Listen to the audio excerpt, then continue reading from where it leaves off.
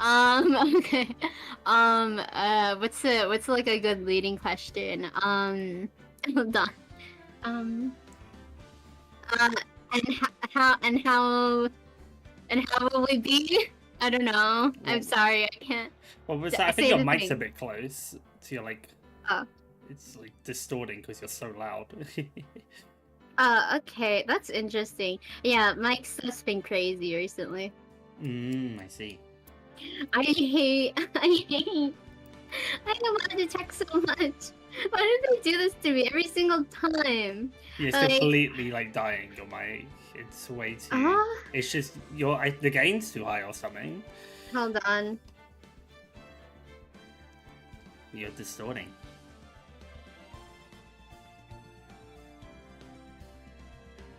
Okay, hello? Hello. Hi. Is it better? Yeah. Okay. No. Okay. I think it might also be. Are your fans spinning or something? Because I can't hear them. A little bit, but not that much. I don't know. I just think this one noise suppression as well. Maybe. Maybe. It shouldn't be all distorted though, because it's not that bad. Fair enough then. But yeah, am I okay now? Yeah. Okay.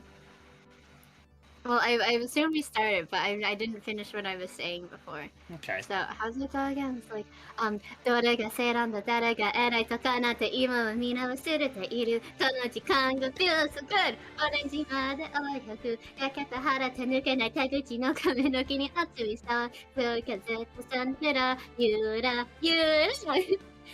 雲ぐると踊り泳ぐ。Okay, I don't know that part. ここまで、はい、行きますが、今、なんてなんて、別に大したことじゃないさ。あられってもまあ、いいか、知った、その辺で知った。こと歌ってね、それもいいよねと焼ける子。And now I'm ready. Yeah? Oh wait, I'm not ready. I didn't put on any deodorant. Okay, go on then. You can do that, I suppose. Should I do it as well? I guess. Yeah. Get ready. Where did it go? I thought it was right here. Oh, it is right. Anyone who's like lurking should also put on deodorant. yeah, strap in. I just like had a nice hot shower. Now I'm all warm. My day to do I that could have been tomorrow. late to today's stream. I could have been late to today's stream. Well, you wasn't late. You did well. Yeah. I just. Yeah, I did. Oh, I did it again. Oh no. It's gonna be that type of stream. But yeah, I had so much sleep today, and it was so nice. I don't think I'll ever be in danger of like missing a stream because I overslept or anything. Though I like woke up before my alarm again too. Yeah, you were fine. Yeah, I'll be fine. Okay. Are you ready? Yeah, I said I wasn't energized before, but maybe I am actually. Maybe I'm a liar. That could be it. Big fat phony. Wait, how's it go? I don't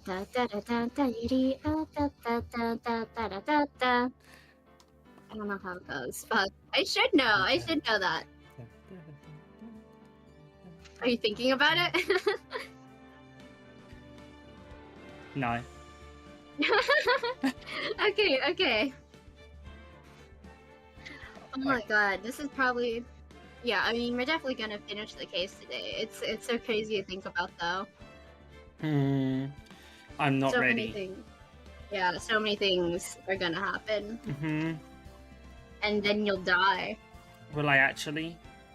Yes. Oh, fair enough. You'll certifiably be dead, and it's gonna be a tragedy. Okay, that's okay. I'm ready to die. Alright, let's go then. We're both ready. Okay. Are we ready? Yes, we're both ready. Oh wait, no. Yeah, we're not ready. You didn't... yeah, you were trying to signal to me. I didn't pick it up. Okay. 3, 2, 1. I was hoping you would say it alone. Well, no, because I always wait for you because obviously it's on my end, so I have to sync it up to that. Oh, true. Okay. 3, 2, 1. One. Yay! There we Yay. go. We Now did we're the ready. thing. Now we're ready. Ready, steady. Go.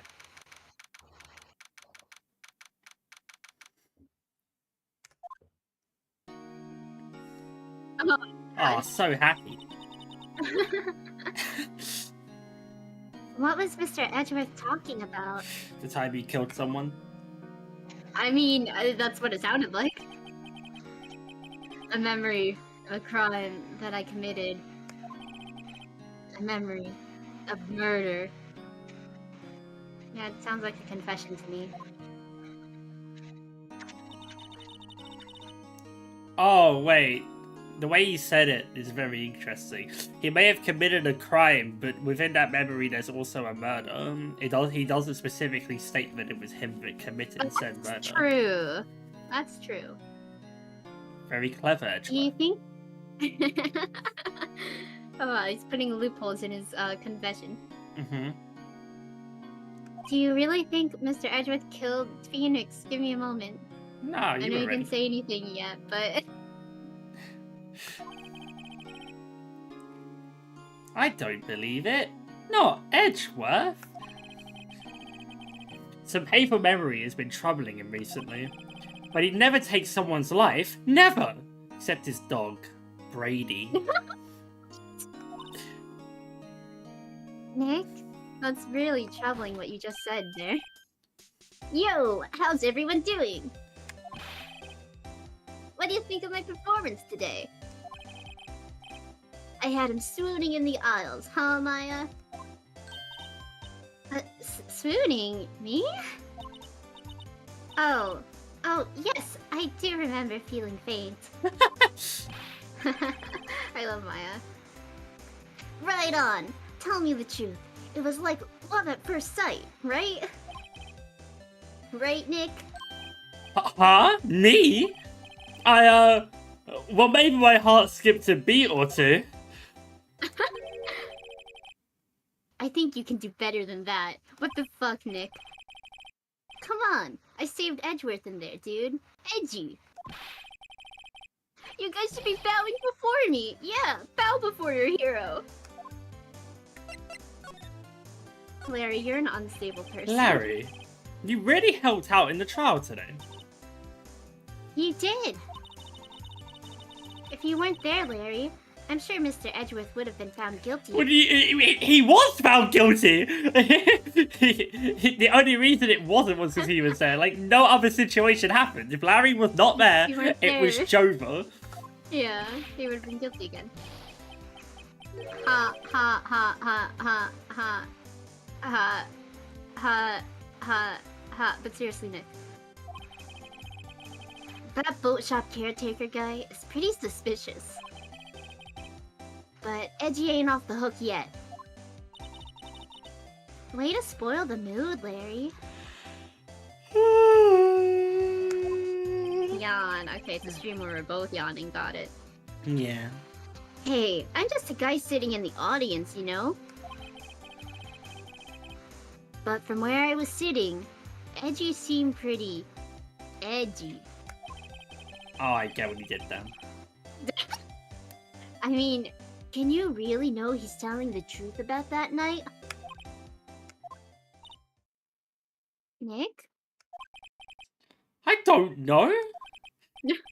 But what I do know is, I'm going to believe in you two until the end. Us two? Edgeworth and who else? You mean me, right?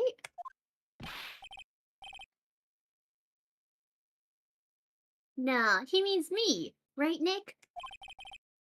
Yeah, you, Larry. Not me? What did he ever do for you? But why you, Larry? Huh?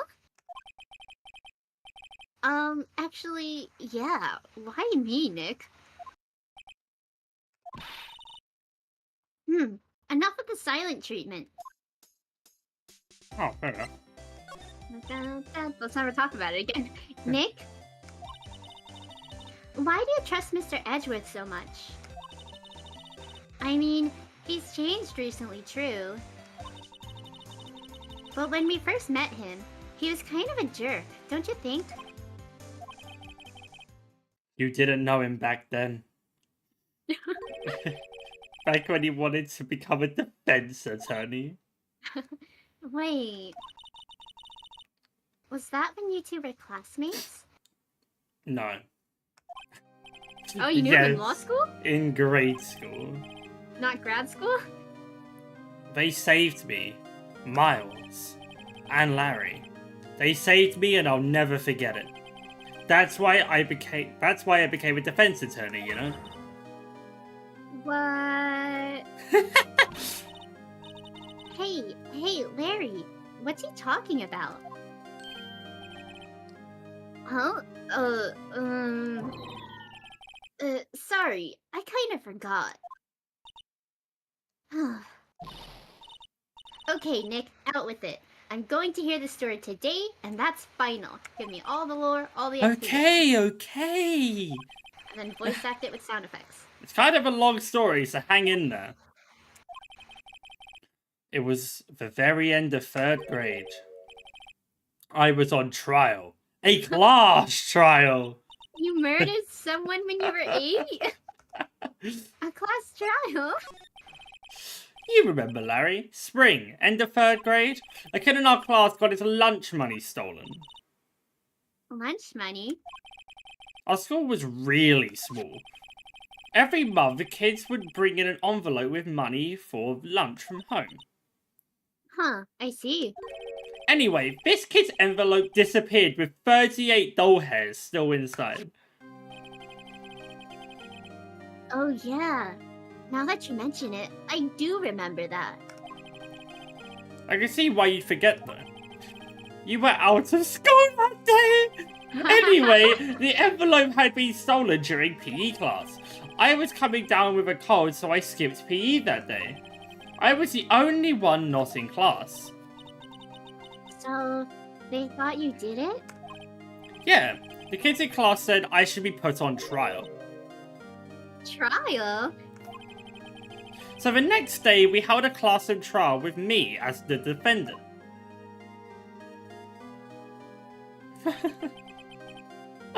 I didn't do it! You're so tiny. Guilty! He did it! Guilty! It was you, thief! Give the money back! You're such a meanie! No one play with him! Just when you did it, you can't hide the truth! We're very talkative! Oh my god, we're not gonna play with you anymore! Yeah, no more the big the other day. And then he got shot! Now, it was Phoenix. You know you shouldn't fire guns in the classroom. It's not right. Yeah. In the end, even the teacher thought I'd done it. Go over and apologize, Phoenix.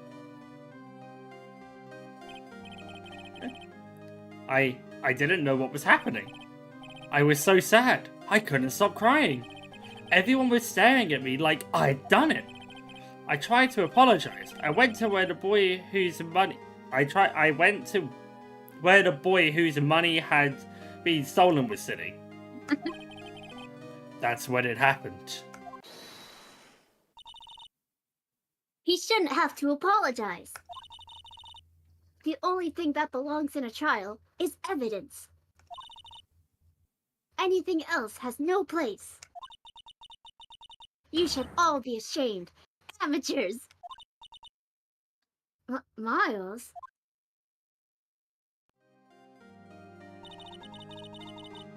It wasn't you who stole my money, was it? No. Then you shouldn't apologize. Everyone's been shouting you did it, but no one has any proof. That is why, Your Honor, this boy is innocent. But Miles, it was your money that was stolen. Yeah, you know what? Why don't you all just shut up? Who was saying that? Oh, I see. I came back. This is always how it is. Everybody ganging up and picking on one person. Just think how he feels. He said he didn't do it, so he didn't do it.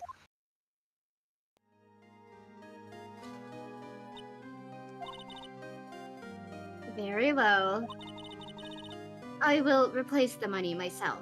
Oh, will you now? Thanks. This class trial is over. It was a kangaroo court. That's how it happened. After that, the three of us were the best of friends. Wow, I had no idea. What'd you say at the end there, Phoenix? Yeah, I had no idea either. I mean, I forgot. It wasn't very important to me. That's when I learned that that's when I learned what it meant to be alone. Totally without a friend in the world. You did a good thing, Larry. Yeah, well... I was just lucky that I took the day off from school.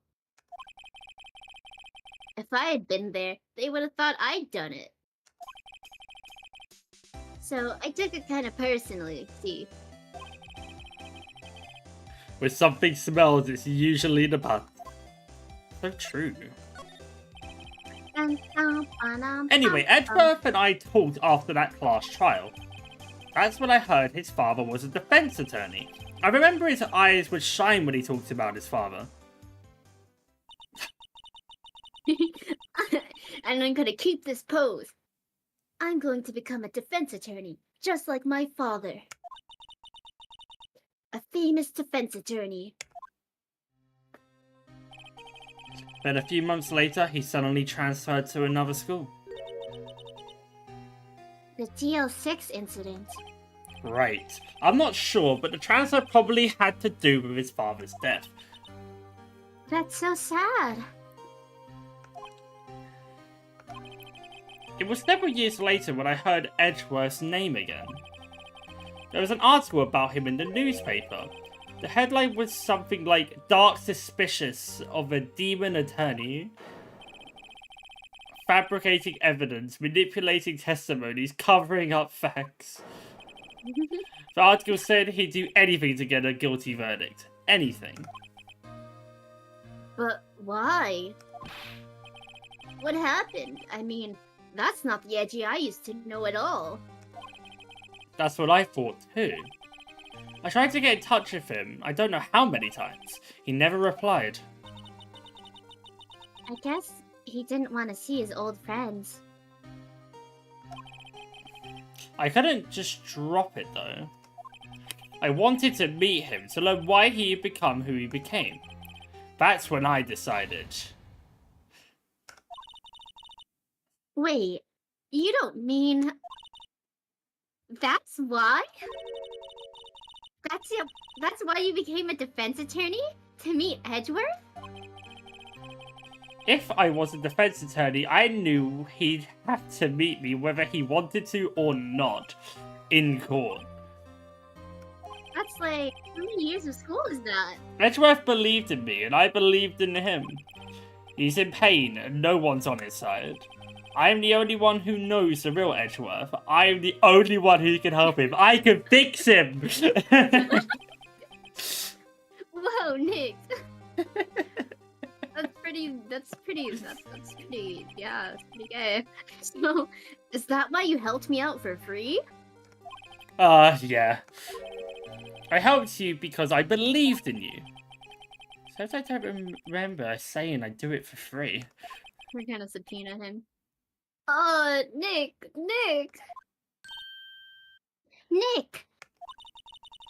We have to save Mr. Edgeworth, if it's the last thing we do, okay? Right, it very well may be.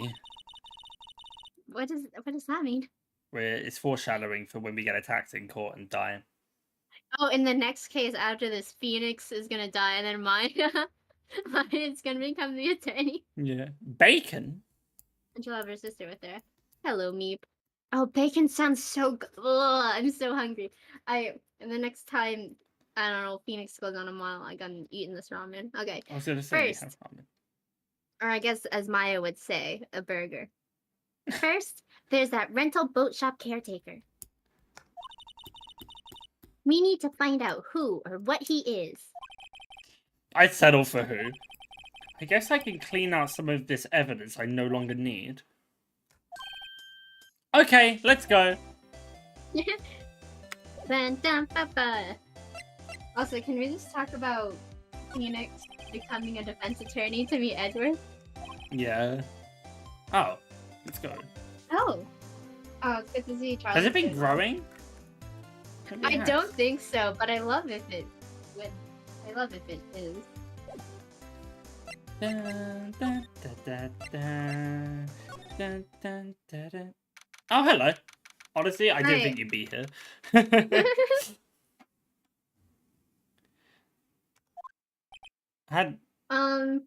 I've had a fish cake. What sort of fish cake? A fish cake, and it depends on 1, if you like fish, and 2, if you like cake. If you like tofu, because it's kind of got a texture like that. It's like oily, spongy, you know. But yeah, I guess it's good if you like it. I like fish and tofu. You probably like it. Yeah. Then. You look as grim as always.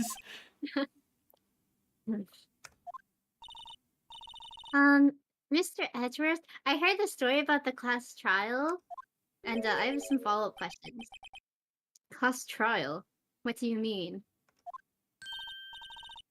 You don't remember? No, I don't. It says a face like that. Your lunch money stolen, wasn't it? In 3rd grade. Lunch money? Oh, right. Yes, I seem to remember something like that. Nick, I think you're the only one who really remembers. Well, it probably only really mattered to me anyway. That was a formative memory for him. Mr. Edgeworth, didn't you know? That trial was the reason Nick became a defense attorney. Fair enough. I'm gonna unload everything here. Ridiculous. Gee, thanks. That said, it does sound like the kind of thing you do. You haven't changed a bit, have you, Wright? So simple. To a fault, even. Well, maybe, yeah, but I think you changed too much, Edgeworth. Perhaps. Also, he's doing the eyebrow thing that Gumshoe does. Yeah. Hey, Edgeworth, why did you become a prosecutor anyway? You used to look up to your dad. You said you wanted to be a defense attorney, right?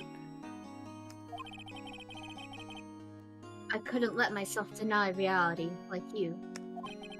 What do you mean? My father was taken from me, and you want me to defend criminals? I'm sorry, Wright, but I'm not that good of a person. One suspect was apprehended in your father's murder, right? Yes.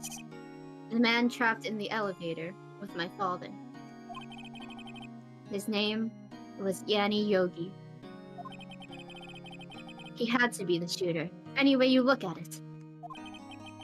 Yet, he was found innocent. That defense attorney got him off the hook. That would be Robert Hammond. On that day, 15 years ago,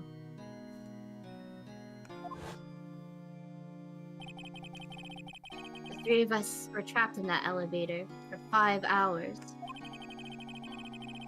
When we were rescued, we all suffered oxygen deprivation. I had lost all memory of the murder.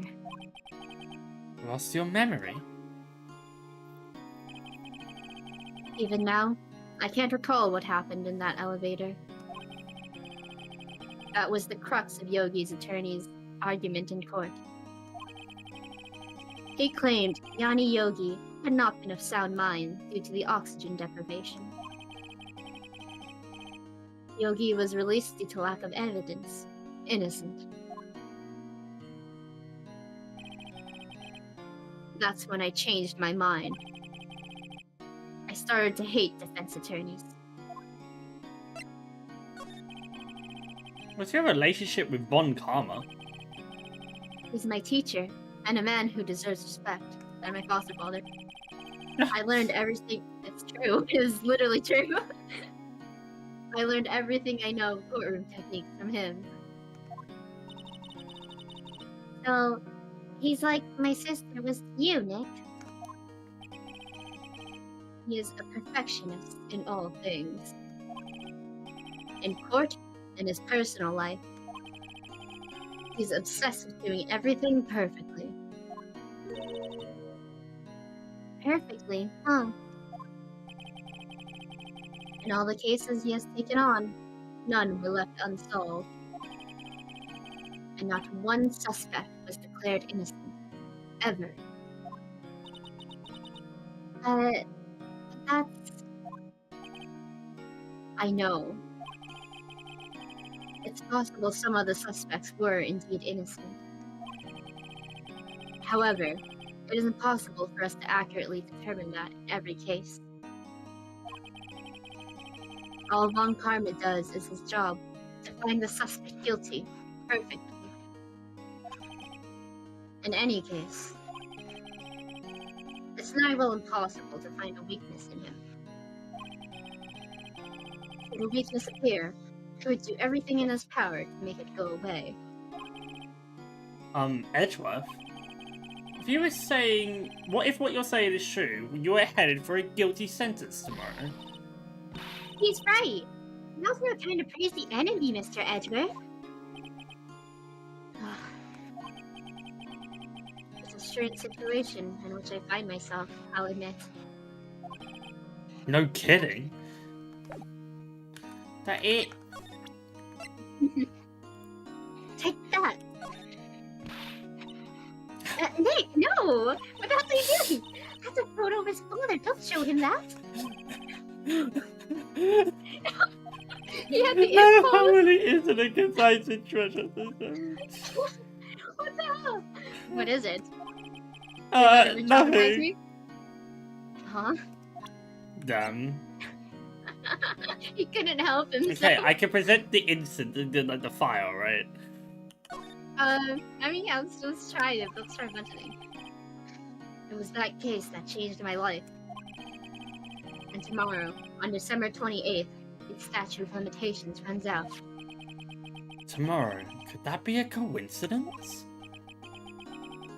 But, even if the case is finally closed on paper, it will never be erased from my memory. Never. Poor Mr. Edgeworth.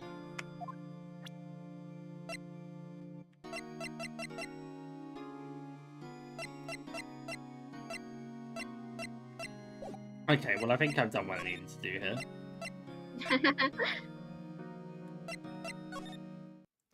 Hello, are you home? Papa. He's out again. When does he work anyway? Doesn't! Maybe he's on vacation. No, don't be harsh. Guess we'll have to come back later. When? I don't know. Tyler, why are you still here? He's keeping look at the players. He's watering Charlie. He's gonna kill our plant. Looks like Detective Gumshoe hasn't gotten back yet. Oh, Gumshoe, he will be coming back today. We kill him. Yeah. Execution. Oh, really? He said there's some guy he had to arrest by tomorrow. The boat shop caretaker. He shouted something about catching him if it's the last thing I do, pal. Good luck, Gumshoe. Well, that leaves only one place. Mm-hmm. Oh. Oh, he's right there. Easy. Hey, pal. Long time no see. Oh, Detective Gumshoe. Close one today, eh? I got so worked up, I snapped my tie in her. Sorry? Oh. I'm sorry about that. No problem, pal. Thanks to you, we now know who really did it. You mean the boat shop caretaker? Hang on. I'm finally eating. Look, I'll make you a promise. I'll have that scoundrel in my custody by trial time tomorrow. Come what may. Ooh, come what may. It's my duty to you as a police officer. Now I'm off to catch me a criminal. Let's go. Yay! Detective Gumshoe. It sure is active today. Oh, one other thing. Oh god, Jesus, you scared me. No one could go into the woods today. The woods? Where Lotta was camping?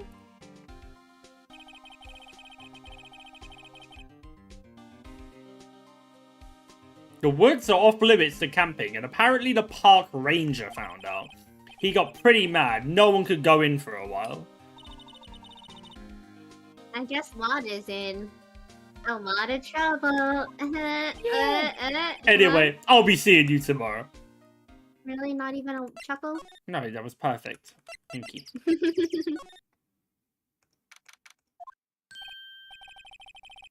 Huh? The still eyesore is missing. Jeez, Phoenix. Eyesore. Looks like the hot dog stand is closed too. I guess Larry's too busy watering the plant to show up for work.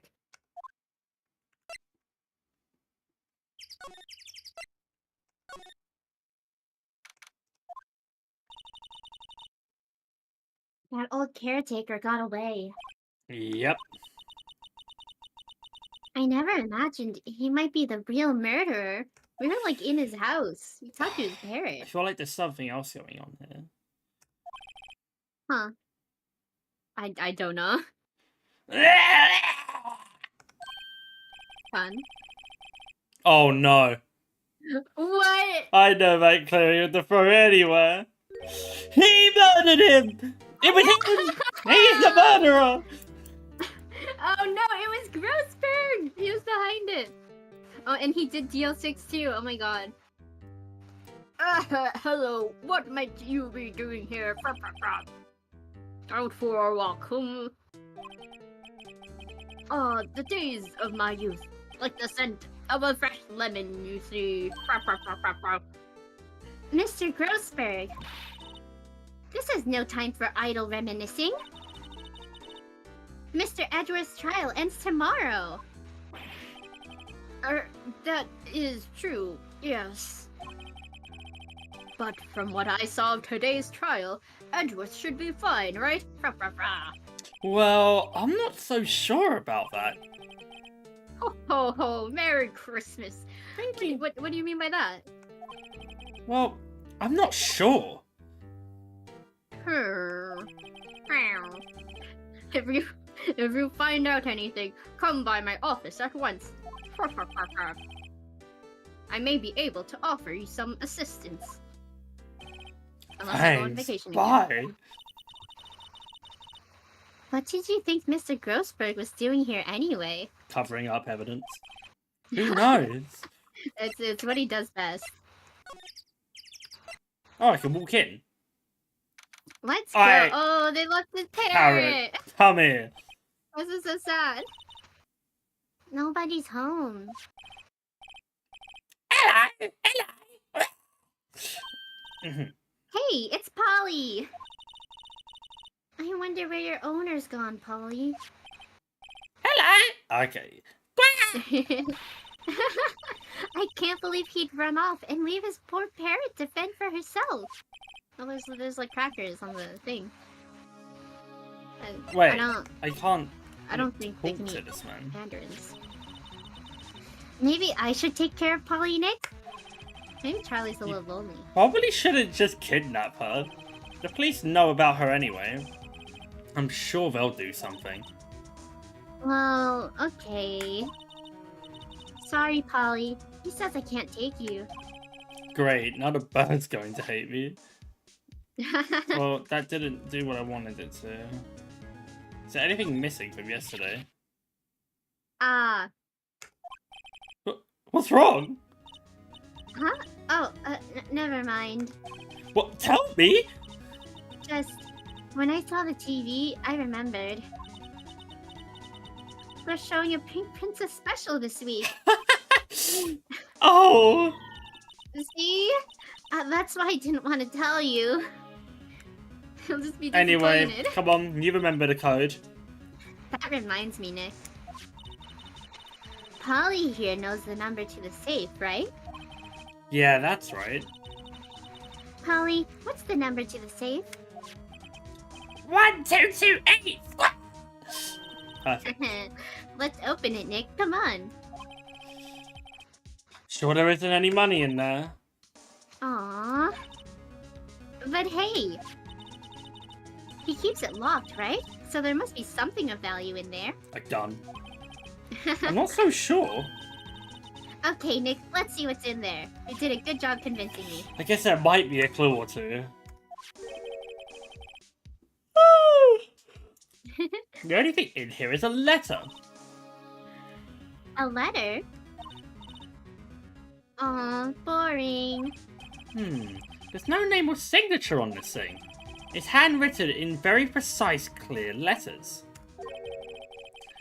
Get your revenge on Miles Edgeworth.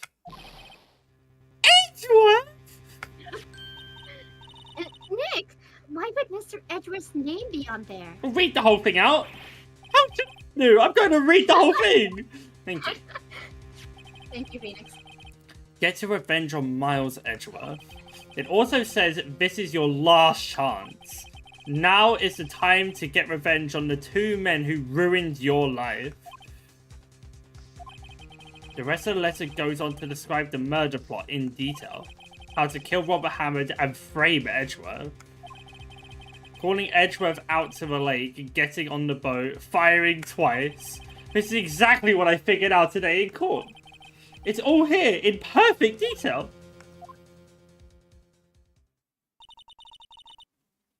What do you think it means, Nick? Well, someone got him to do it. That's why it didn't make sense. He wouldn't have done it on his own. So... I wonder who that is. Who's the one pulling the strings? We know them, right?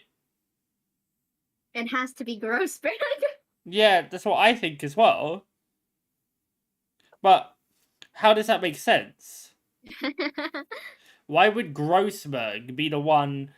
Why would he want Edge... why would he want this... I don't know. Who was this person to him before? It's not very lemony. I don't know, but it looks like these are instructions for that caretaker.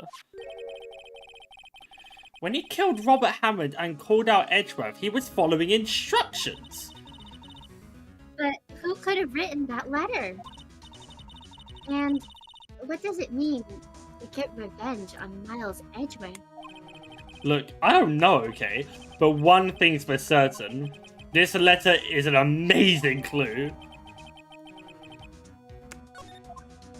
It makes me feel a lot better. I didn't think he was the murderer. I didn't think, yeah. I wonder why the caretaker didn't take the letter with him. Too risky to come back. He left in a hurry, right? I don't think he even came back here after the trial. Right. Dun, dun, dun, dun, dun, dun, dun, dun. Yeah, the drums are nice.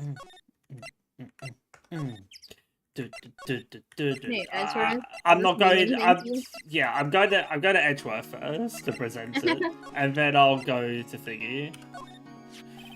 Edgeworth, see this letter?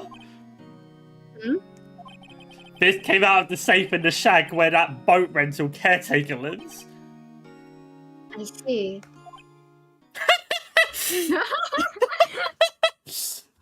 That's good. Revenge on me. Who is that old guy anyway? That doesn't matter. We need to work out who got him to do it. I don't know. He's the guy that was in the elevator!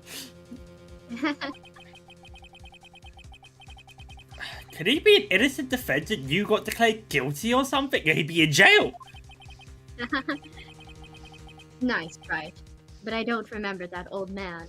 Not at all. It was so long ago. So he was following this letter then? Which means there was someone else behind it.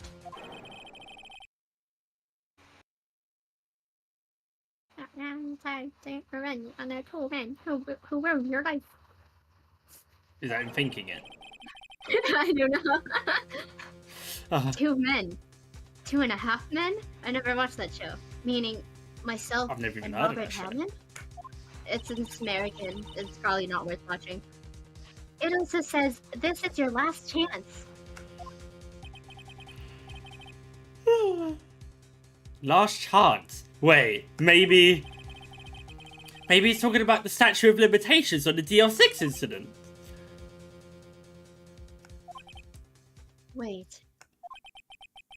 Wait, that old man. What is it? Do you know who he is? Yogi. Could he be Yogi? We worked that out ages ago.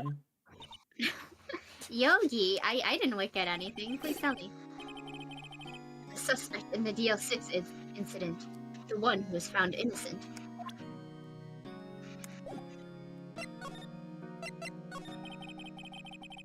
Yanni Yogi was a court bailiff at the time. He was very close friends with Grossman.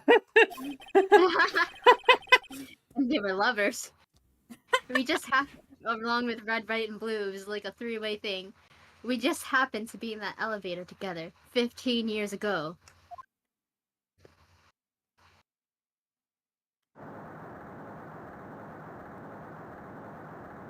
Me windscreen shake. The quake was incredibly strong.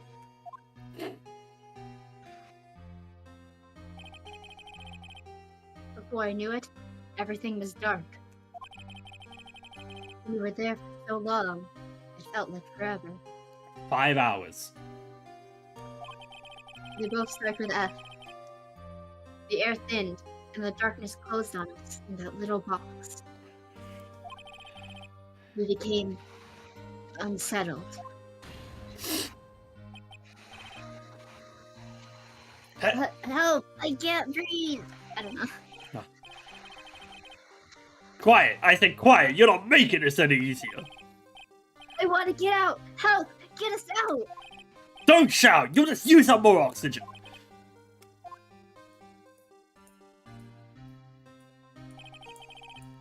That's all I remember. That was when the oxygen kicked in? I don't think so. Yeah. When I came to, I was in a hospital bed, staring up at the ceiling.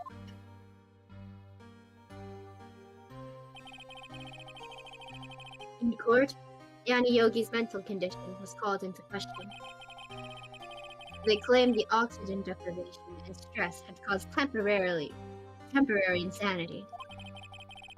In the end, the claim passed the court and Yogi was found innocent.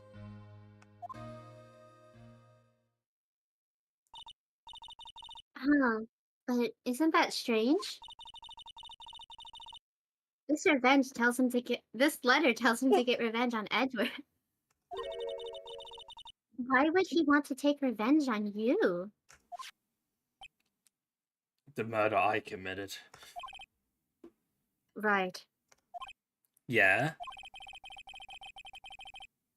There's something that's been troubling me these last few days. I don't know whether or not I should tell you. You mean a nightmare?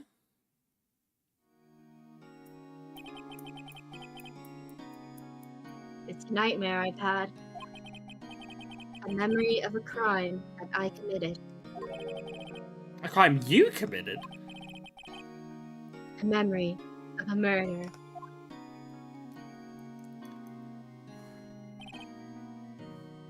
I think the time has come to tell all.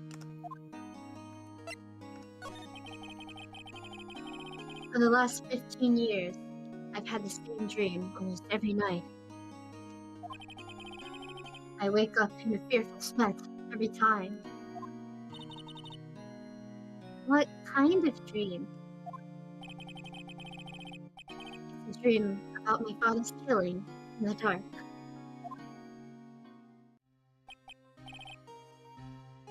Help! I can't breathe! Quiet! I said quiet! You're not making this any easier! I want to get out! Help! Get us out! Don't shout! You'll just use up more oxygen! Okay, we did that once already. Continuation. I can't breathe! You're using up my air! What? Stop breathing my air! I'll stop you! What are you? Stop breathing my air! No! Father! He's attacking Father! Then, I see the pistol lying by my feet. I don't know if it was evidence from that day in court or the bailiffs. And in a daze, I pick up the pistol. Get away! Get away from my father! Ah!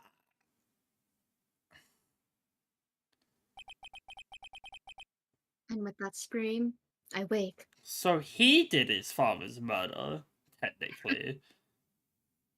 Well, from his account. Well, he missed.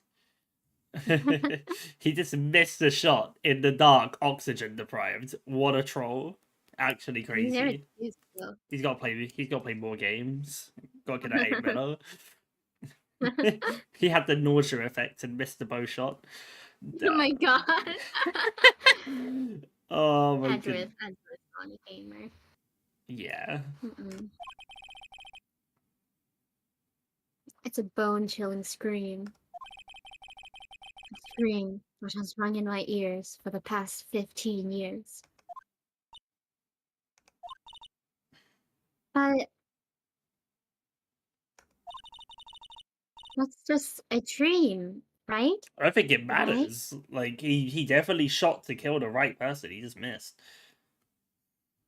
And then forgot about it properly. So then the one that was trying to murder the other person actually got away. Tragic. Assuming this is all true. Yeah.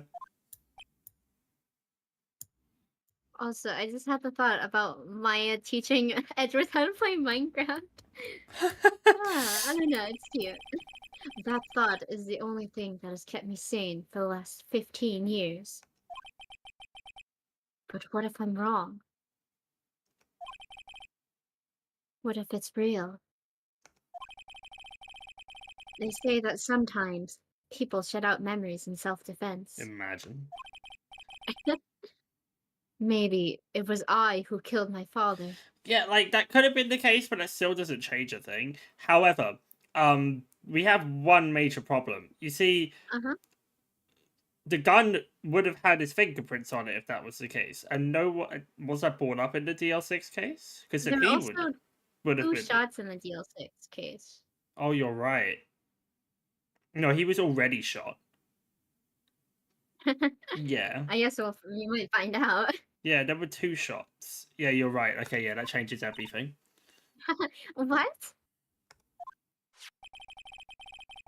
If you think about it that way, this letter makes sense. No, it still doesn't make sense. Get your revenge on Miles Edgeworth. Think about it. Yogi was really innocent. That's why he wanted revenge against me. Wait, Edgeworth, you mean? It was me. I was the true criminal of DL6. I shot my father. This is bad. What are we going to do, Nick? What can we do? Not bring up that case whatsoever for another day and we're fine. I'm your lawyer. I'm giving you some legal advice. I don't know. I don't think there is anything we can do. Like it or not, just don't bring it up. If there's someone else who knows a lot about the DL6 incident, maybe. Yikes. There is, Nick. There is someone else who knows about DL6. Yikes. Yikes. Yeah. Yikes. Like the scent of a fresh lemon. He really needs to put something else up on that wall. Mr. Grossberg! Also, listen to the city little music. Hello there. What's wrong? You look troubled, my boy. Maya, did you bring the gun? I got the 4th shot ready. No kidding. I can't believe you're not. My. Just calm down and tell me what's happened. It's Mr. Edgeworth. He. Okay, we're gonna tell him everything. Uh-huh. I see. I didn't hide it well enough. So Edgeworth dreamt he shot his own father. It's only a dream. Only a dream. I wonder. What? If that's the case, then why do you two look so troubled? Well... Also, consider this. Yogi quite certainly holds a deep grudge against Miles Edgeworth. It's not him who does! So deep down, you want to frame him for murder. Makes sense, yeah? Connecting the dots? This leads me to surmise. But Mr. Edgeworth's dream was not a dream. It was real. As you imagined. Miles Edgeworth threw the pistol to save his father. The pistol fired, and the deed was done. There was 2 shots. There was twice, like, it bounced back at him. No! I don't believe it. I don't believe it either. And I don't believe him. I don't trust him anymore. Loki was suspected of murder, and his career as a bailiff was irrevocably wrecked. You see, you're going with this too well, sir. Thus, he sought revenge on Miles Edgeworth. And why the other one, then? Don't ask me. This was his last chance, of course, with the statute of limitations so close. Tut, tut, tut. This doesn't take into account why the other guy that got him out of it was on the chopping block. Your theory makes no sense, sir. Also, can I show him a gun? We can talk about something. Have we talked about these before? If you want. I don't think so. This is like the first time he's been in his office. Oh wait, have we? Because we did in a different case, right? Yeah. Should I ask him anyway? Yeah, let's see what he has to say. What do you know about Edgeworth's father? It was a defense attorney without fear. It sounds trite, but it's true. We may have had one peer now that I think about it. Your mentor, Mia Fey. My sister? Gregory Edgeworth was very disapproving of Mr. Von Karma's techniques. That's no surprise. Von Karma is an extreme man. Forged testimonies and evidence are nothing to him. The result? He has a perfect win record in court. To beat him, Gregory tried to call attention to his methods. And? He lost. And died in despair, as it were. I see. When Gregory Edgeworth was killed, the police called on a spirit medium. That was your mother, Misty Fey. Oh my. Cutscene. I am Gregory Edgeworth. I have been killed. The one who shot me was the bailiff, Yanni Yogi. Oh yeah, wait, that happened as well! And we know the spirit medium powers are real! Oh! No, he did get... So, Okay, no. This is all... This... It's just the fact we know it's true. I will say, though, like, her... As a spirit medium, Misty's reputation, I don't feel like it should have been ruined this much. I mean, yeah, with the police's reputation might have been ruined. But, like, Misty, she wasn't, she wasn't wrong. Because, he was found innocent on the claim of, insanity, right? That's not, innocent and, he didn't do it. Yeah. Yet Yogi was found innocent. That's when my mother left us. Yeah, that's one way to put it. She left them out.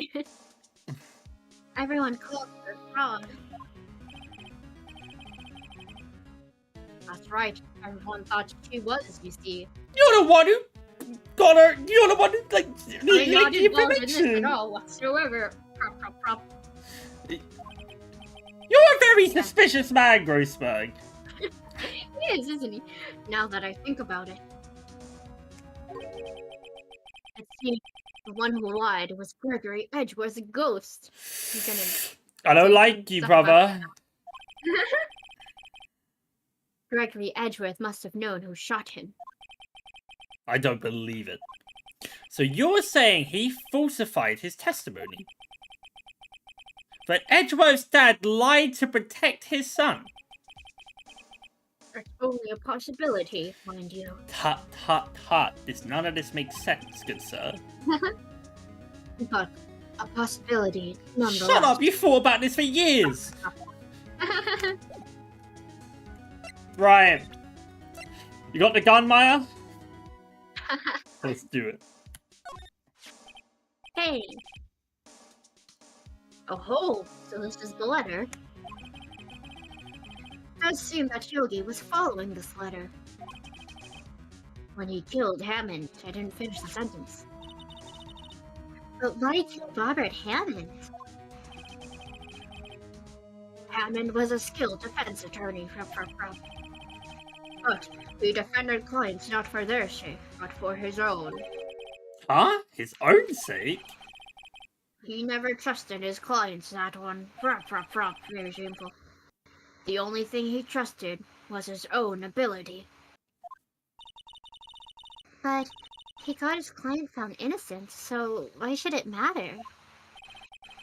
Actually, my dear, it's quite different. He won that innocent verdict for no one but himself. Yogi was a free man, but socially he was ruined. Huh? You'll understand soon enough. Wait! What is it? This letter. Where? I've seen this handwriting somewhere before. A long time ago. Whose handwriting was this? Do you have any idea who wrote this? Bro, what? The only one could be Von Karma? Well, we know it's not.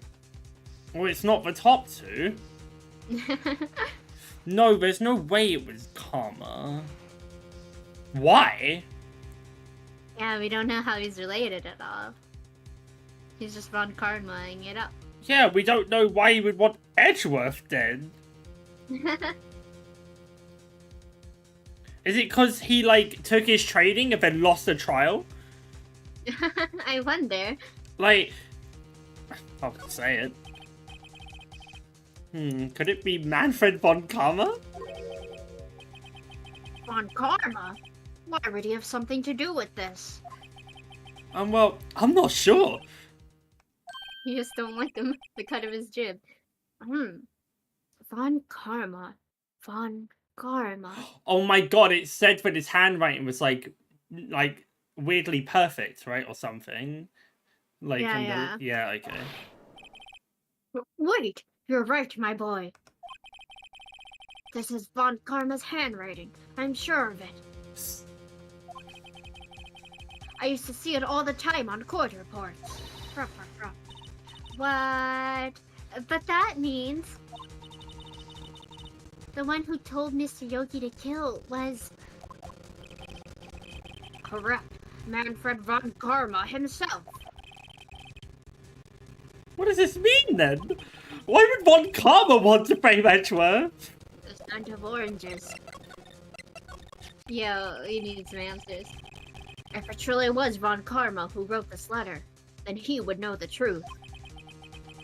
He would know that Miles Edgeworth had accidentally killed his own father. But why does that matter? Well, it's, he'll say as much tomorrow in court, I should think. He'll press the point until the court finds Miles Edgeworth guilty. Oh no! But how could Von Karma know about Mr. Edgeworth's past like that? Even Mr. Edgeworth thought it was just a nightmare. That I do not know. Have they ever, like, lived together, these two? Yeah. They have? He's like his foster father. That wasn't a joke. Yeah. Well, if he wakes up from the nightmare, maybe he said it in his sleep. Maybe he's worked it out. It happens every night. Von Karma would know. And what? Because he wants every person that's ever done wrong to be, like, gotten rid of. That's why he's throwing him under the bus like that? I wonder. So Edgeworth is having a really bad couple of days. This is the worst Christmas. Yet, I do know that Von Karma is both persistent and a perfectionist. He may be seeking to satisfy a grudge against Gregory Edgeworth by hurting his son. What do you mean? It was 15 years ago. Get ready for this one. It's new information. Von Karma met Gregory Edgeworth in court, and Von Karma did win. But he didn't make it through the trial unscarred. What happened in the trial between Edgeworth's dad and Von Karma? Von Karma got the guilty verdict he wanted. He won the trial. But Gregory Edgeworth accused Von Karma of faulty evidence. And though he lost the trial, Mr. Edgeworth's accusation stood. Faulty evidence? It was the only penalty Von Karma has ever received in his career as a prosecutor. Gregory Edgeworth dealt a blow to his perfect trial record. Wow. It must have been quite a shock for Von Karma. He took a vacation for several months after that, you see. Vacation? Yes, an unusual event for the man. That was the first and the last vacation he's taken in his many years of prosecuting. Really? He doesn't take vacations? I take them all the time. Like, go to the sea, or to the mountains, like an arcade. Don't tell me he's never been to Europe. Why Europe? Yeah. You have strange ideas about vacations, Maya. In any case, that was the only time he took a vacation from work. I believe the penalty upset him quite a lot. Odd. If he wanted to keep a perfect record so badly, why would he take such a long vacation? What do we do, Nick? Von Karma is going to bring up DL6. You can bet on it. What if Mr. Edgeworth pleads guilty to DL6? I won't let him. Yes, Mr. Wright. I hate to say this, but even accidental murder is murder, you know. I feel we do have different degrees of this, I will say. Yes, however, I do not think he murdered. I don't think it was actually him that got the final blow. In any case. He was a child, so even if he did... Yeah. I don't know if you can prosecute I him on know this. that. I just believe in Edgeworth's innocence. I can't believe he killed someone. But Nick... Mr. Edgeworth admitted it himself. I told you this at the beginning of the day, but I was going to believe in those two. That's true. That's full circle. His father must have lied to protect him from beyond the grave. You go underneath a waterfall and ask him. I'll carry on with the show. I don't care. I know he's not guilty. Oh, Phoenix. Mr. Wright. If you say so, I suppose I could go check again. In my time machine. The police files might hold something of interest. Mr. Grossberg, thank you. I can't promise anything, prop. In fact, I think the chances of finding something are slim. I understand. The police materials, I think I already have what I need from there, though, right? Surely I have it where it says it was only fired once, right? In the DR6 case file. Right? What does it say? Okay, That's page 1. Victim data, Gregory. The murder weapon was One fired bullet. twice. Right. Yeah.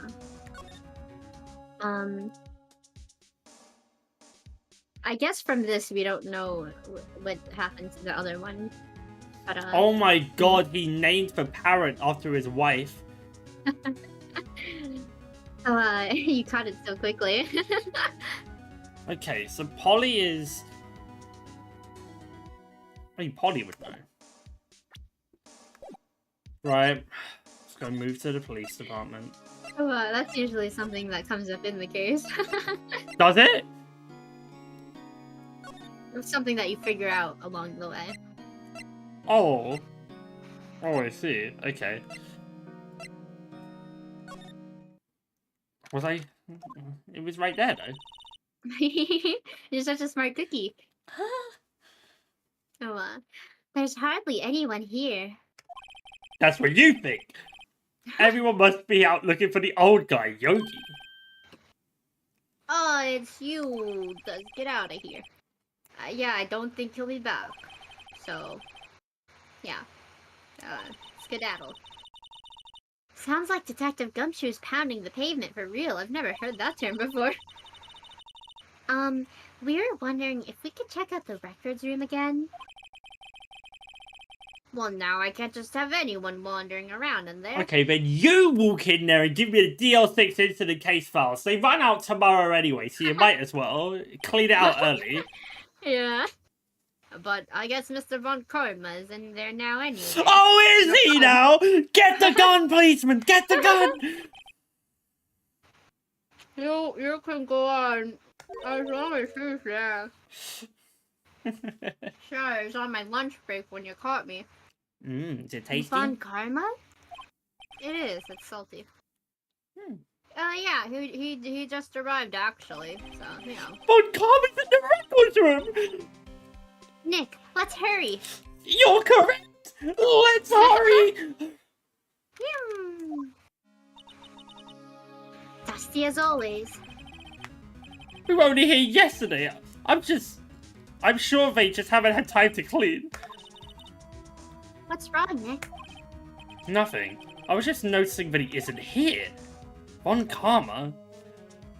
He's really good at hiding. He's like in one of these drawers.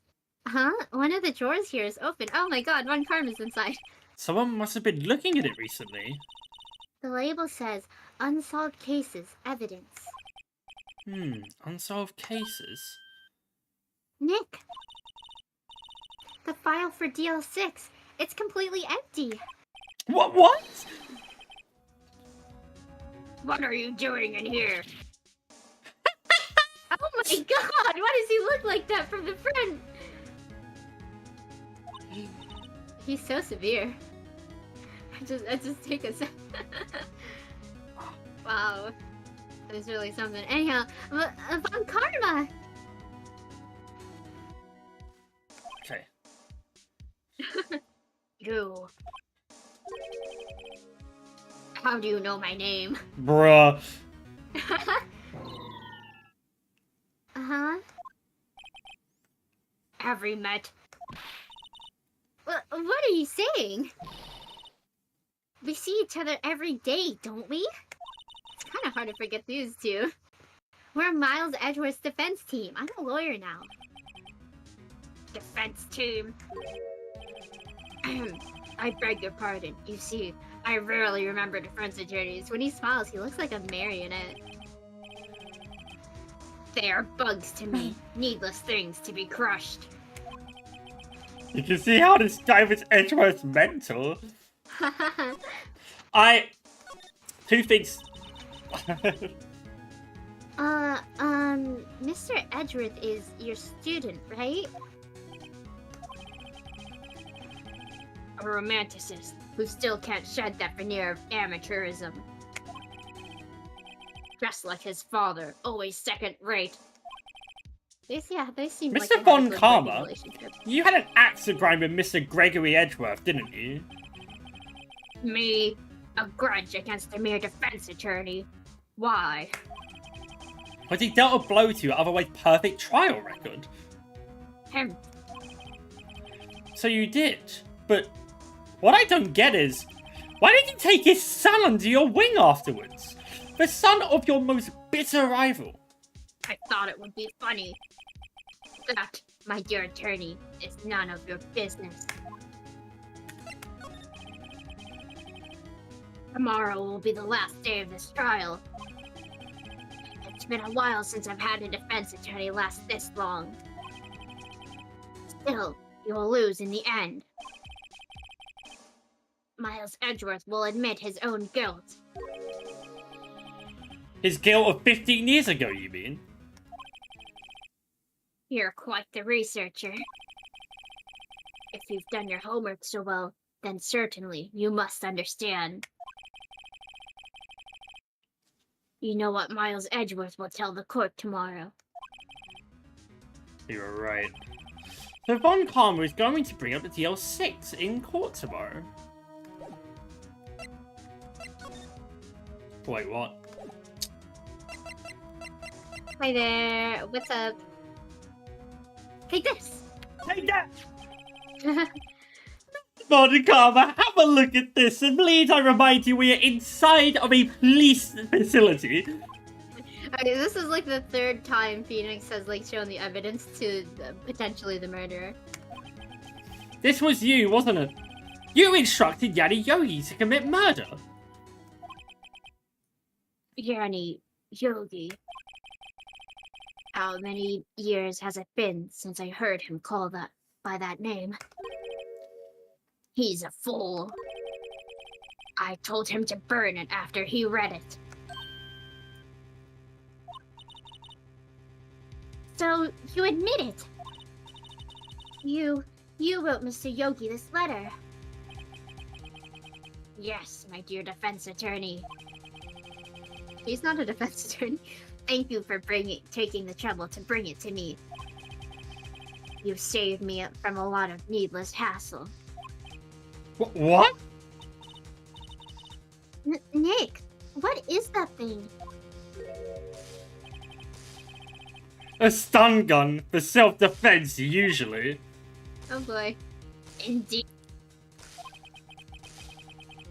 600,000 volts will course through your body like a dog touching an electric fence.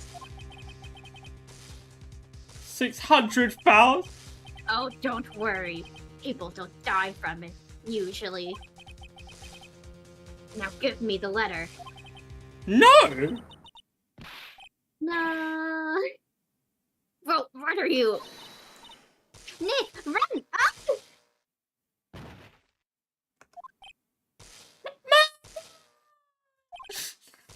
Out of my way. I think that went well. Oh, he got us. The letter's gone, of course. And he took the DL6 evidence, all of it. Back to having no clues. Wait, Maya jumped first. Maya, is she okay? Dead. Just committed a murder. Maya! Another one. Maya, open your eyes!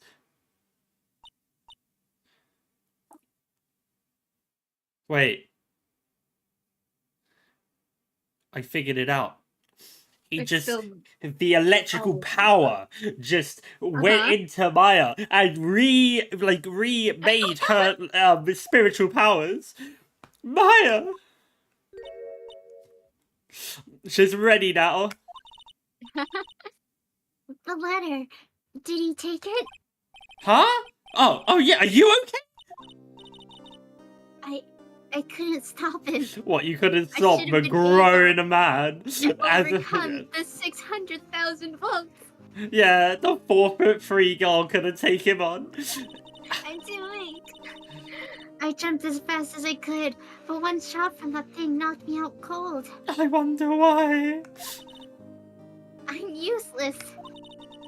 I'm no good as a lawyer or a medium. I can't even call my sister. Not even now, when we need her the most. I wish I hadn't woken up at all. So goes back to sleep. She does.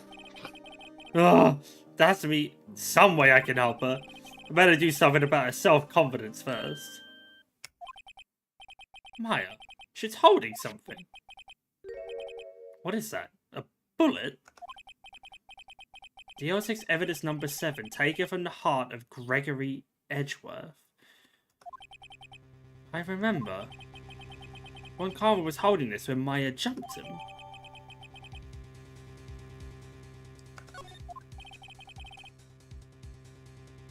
I'll prove it to you, Maya. You're most definitely not useless. I'll prove it to you in court tomorrow. Well, Also, great. Was there really a camera in the records room? I mean, there should be. There but should like, be. if there actually was, that'd be hilarious. Yeah, it would be over. I literally, at that point, it's done. Are you ready? Are you ready? Are you ready? Are you ready? Are you ready? Are you ready? Are you ready? Are you ready? Are you ready? Are you ready? Are you ready? Are you ready? Are you ready? Are you ready? Are you ready? Are you ready? Also, during that, after she got tased, I spilled my drink all over myself, but I'm good now. Oh no! What was it? An iced chocolate. What's an iced chocolate? It's hot chocolate with ice, so it's not hot, but it's cold. Was it nice? Oh yeah, it's Wait, great. has it stained your clothes? Are you okay? No. Even if it did, it's just my pajamas. It's fine. Okay. Unspill the iced chocolate. Okay. Hello. Hello. Are you ready then, punk? I'm more than ready. What's the opposite of a punk? You well-mannered good egg. Good egg! You are a bit of a good egg. Not well-mannered though. I'm not well mannered. You're cheeky, I'll say. Ah. A bit. Okay, you're a good egg too. Okay, thank you.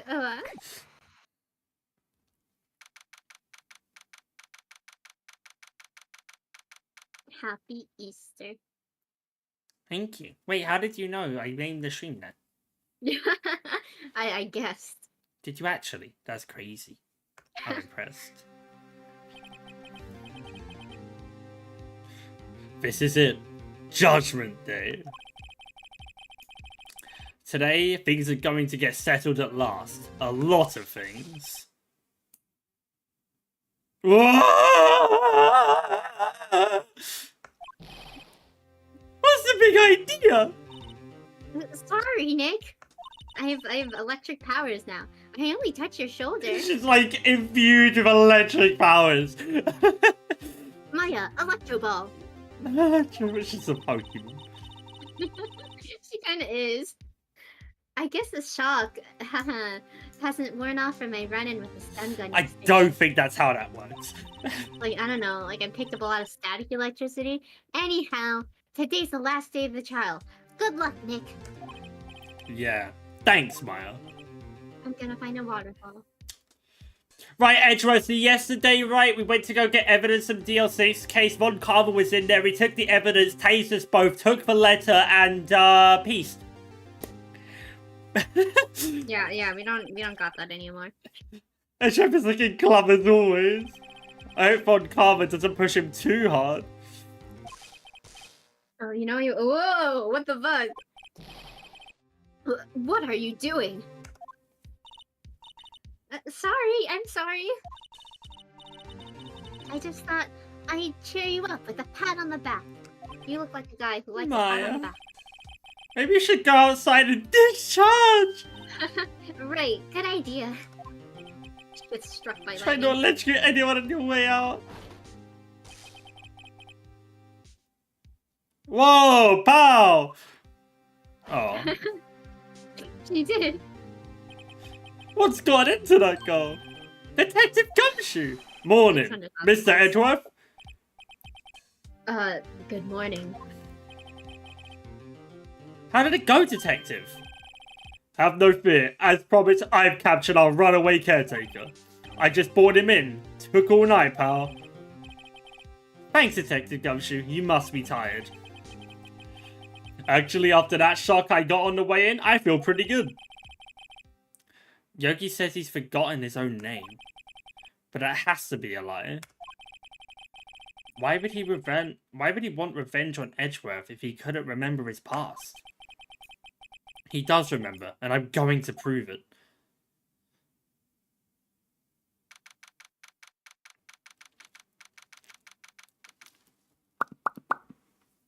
Pop, pop, pop. Yeah. We're ready. Court is now in session for the trial of Miles Edgeworth. The defense is ready, Your Honor. The prosecution is ready. Right, very well. We have reached the final day of our proceedings in this trial. I ask that the prosecution submit decisive evidence. Understood. Come on, don't be ordered to silence by every little thing he says. Very well, Mr. Von Carver, your opening statement. Right. Thanks to Detective Gumshoe's efforts, the boat rental shop caretaker has been arrested. In yesterday's trial, the defense asserted that the caretaker was the murderer. However, the caretaker is yet to confirm this. I would like to ask the defense to cross-examine him as much as necessary. Very well. Please bring the witness into the courtroom. So it's all a trap, right? Because he's gonna go afterwards when he makes him, like, come out as the, or right before he comes out, right? Oh, for sure. Ladies and gentlemen of the court, I believe you all remember our witness. He lives in the boat rental shop on the lake from where he witnessed the incident. In addition, he has currently lost his memory of his name and identity. Witness, why did you run away yesterday? The witness was not running away, as he will now testify. I see. Very well. Please begin your testimony.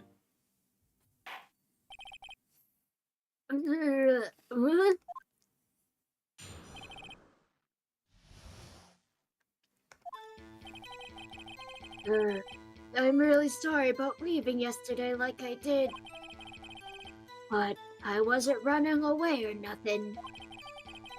I, went to buy some food for Polly, see? I figured I got nothing to do with this incident anyhow. I mean, I need one of those motive things, right? And I don't got one. So my testimony yesterday stands as is. Took me all night to buy that food. Very well. Let's begin the cross-examination, shall we? He has to know his name. Yanni Yogi. You're Yanni Yogi, I'm gonna prove it. He. Pop, pop, pop, pop, pop.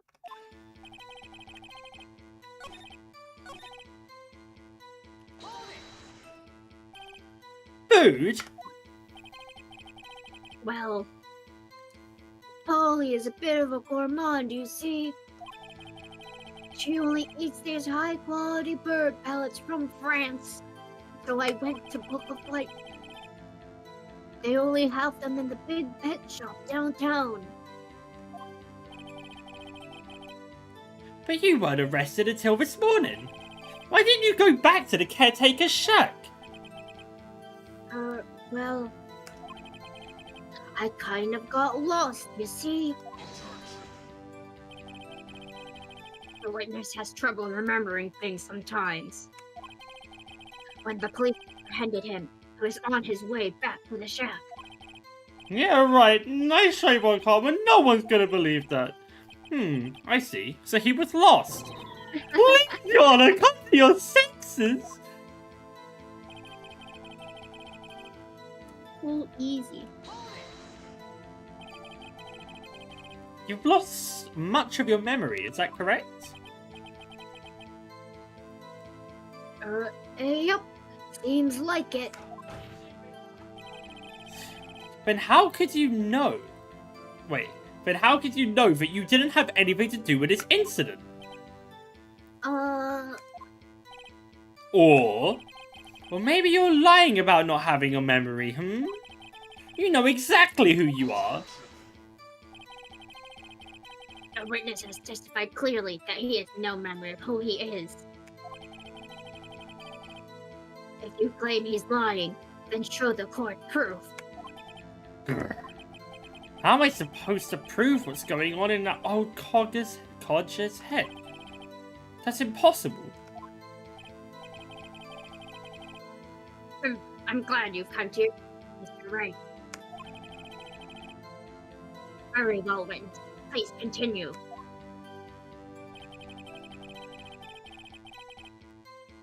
How old's the parrot? I don't know. Because we can just show that, like, he named this parrot after his, thing, and he wouldn't have known that if his memory was lost. I don't know. I think parrots live for a while, though. Yeah, they do, which is a problem. I don't know how old it currently is. What's the problem?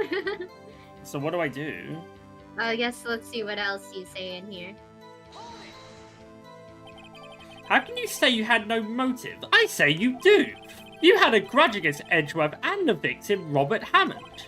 That's why you took revenge on them, right? Please don't make me repeat myself, Mr. Wright. The witness has no memory of anything beyond several years ago. Ooh.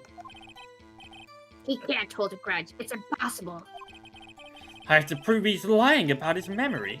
Otherwise, it's going to be the same thing over and over until the trial ends. Might I say something, Mr. Wright? Yes, Your Honor? You've been saying the same thing now over and over. You've been calling the witness's memory of the past or lack thereof into question. Well, does this really have anything to do with the current case? Of course, Your Honor. The witness has said he has nothing to do with this case and has no motive. Both of these statements are lies. Order. Mr. Wright, there is a serious problem with your claim. Or are you saying you know who this witness is? Of course, Your Honor. Oh, now this is interesting. I would like to know myself. So, who is he? Don't play dumb, Von Karma.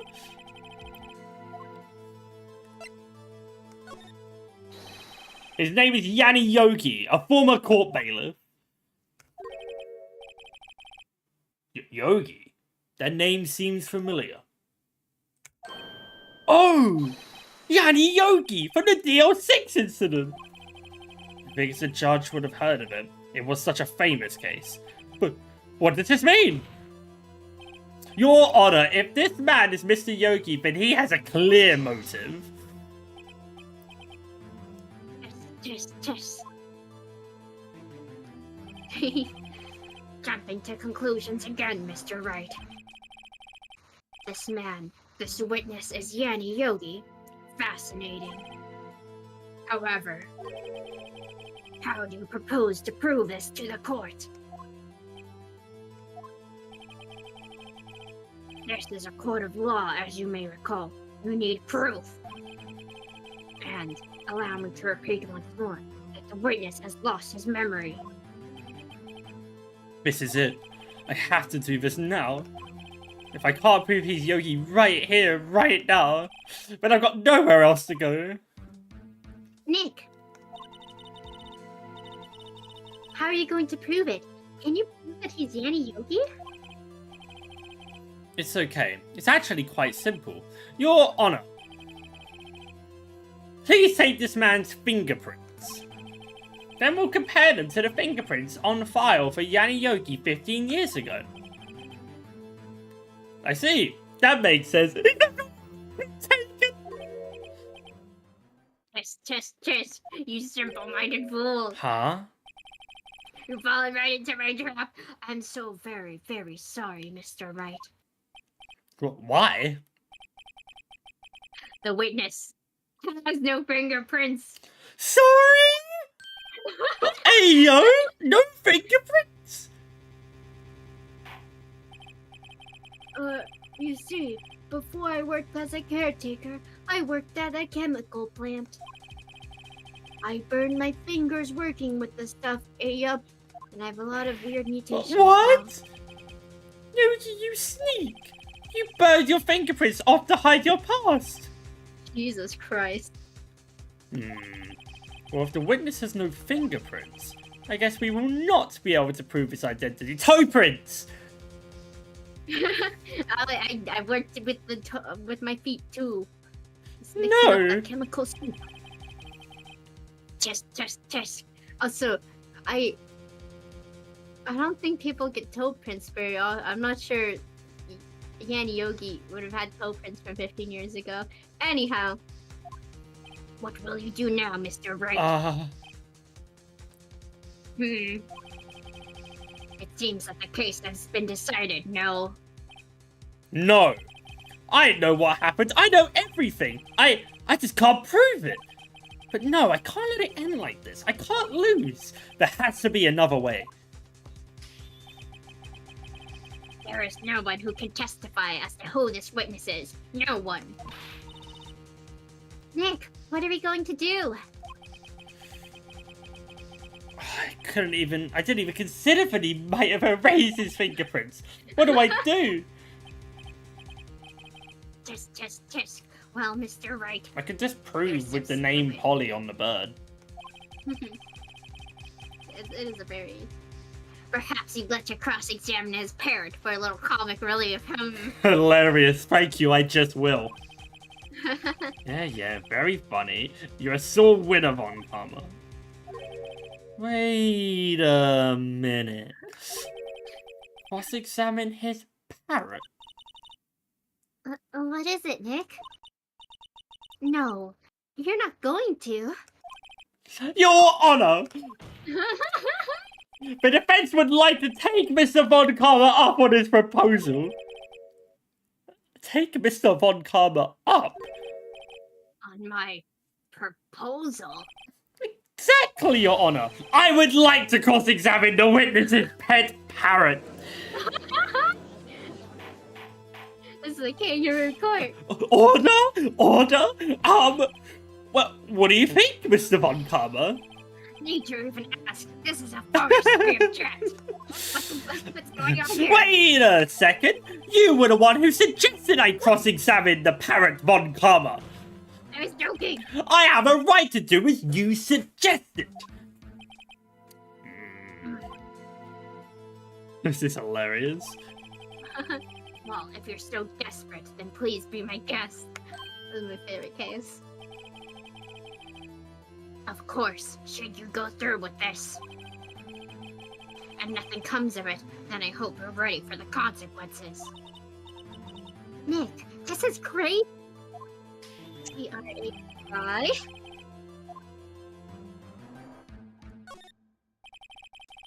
Let the parrot take the stand. I will cross-examine her, Your Honor. Judge's face be like, hey, yo! This is the most ridiculous thing I've ever heard. Von Karma rigged every person's testimony, every piece of evidence, except the parrot. She's my last chance. At least, I think so. Bailiff, bring in the parrot.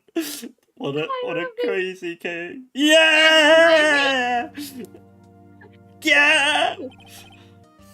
That's quite a bird. She's so Please, pretty. tell us your name. No. The witness is ignoring me. Must hurt to be ignored by a bird. Very well. Witness, who is your owner? Please, testify for us. Oh my god.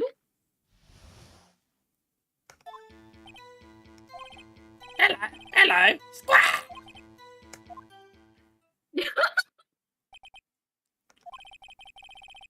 Certainly the most concise testimony we've had so far. Very well. Begin your cross-examination. Right.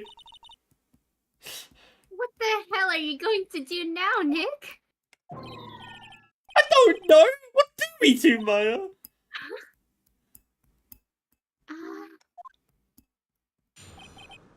Dun, dun, dun, dun, dun, dun, dun, dun. Witness, you can't just say hello and expect us to get anywhere. I want you to testify. Maya, you talk to her. Right. What do I say? Well, first of all, we'll start with this. Yeah. Maybe I should get her to say her name. Polly, what's your name? Polly, squawk! Mr. Wright, I think we've established that this parrot is named Polly. Great. Does this have anything to do with her owner's identity? Yes, it does. Ah, fascinating. You claim that the parrot's name will prove her owner's identity. Then show us this proof. Nick, don't you think you're taking the bluffing a little too far? Listen, we're not here to answer the question of who is the caretaker. We're here to prove that he is Yanni Yogi. All we have to do is tie the name Polly to Yogi. Your Honor, the proof that the parrot's name reveals the caretaker is... Let's go. This one, right? Uh-huh. The DL6 case file? That's quite a large file you have there. Are you just excited to see me? Which page is the proof on, then? Show us, or stop wasting our time. I want you to point out the exact paragraph and sentence. Very well. Mr. Wright, please show us the page. Where in the file is the information connected? Oh god, I don't remember. That's the third one. Suspect.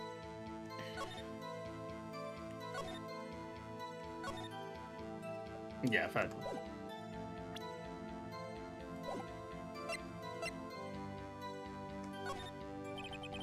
It's on the suspect data page. This page has all the information about Yanni Yogi. Right after he was arrested, his fiancée committed suicide, see?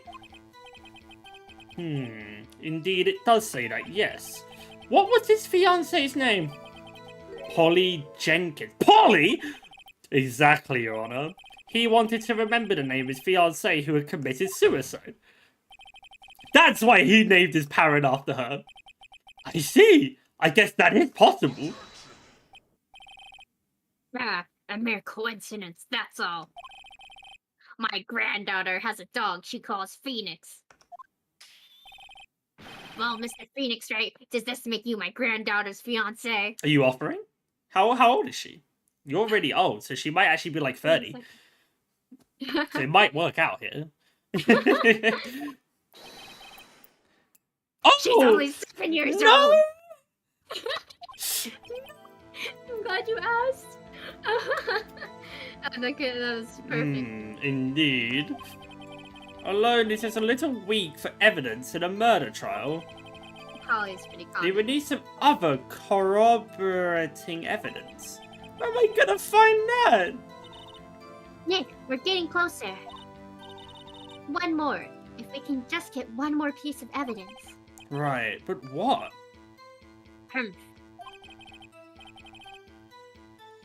Very well, witness, you may continue.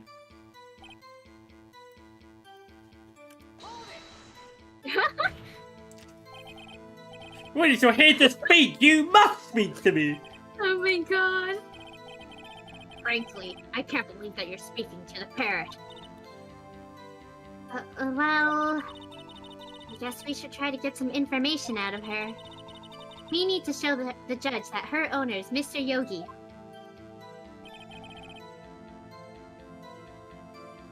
What am I meant to do? I thought pressing would work. I try do it again because it'll come up with the questions. Yeah, that's what I want to do. Yeah, this one. Witness.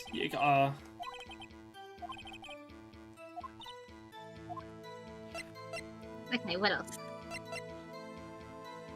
Why would the safe number? What was the safe number? Do you want me to tell you what the safe number was? 1228.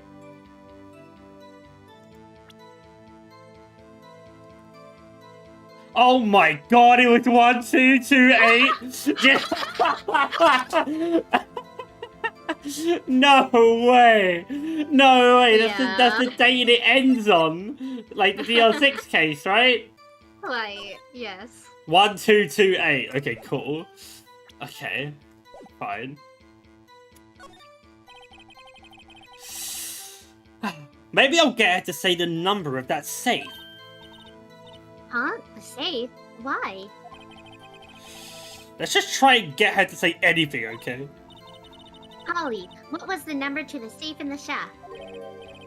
1228. 1228.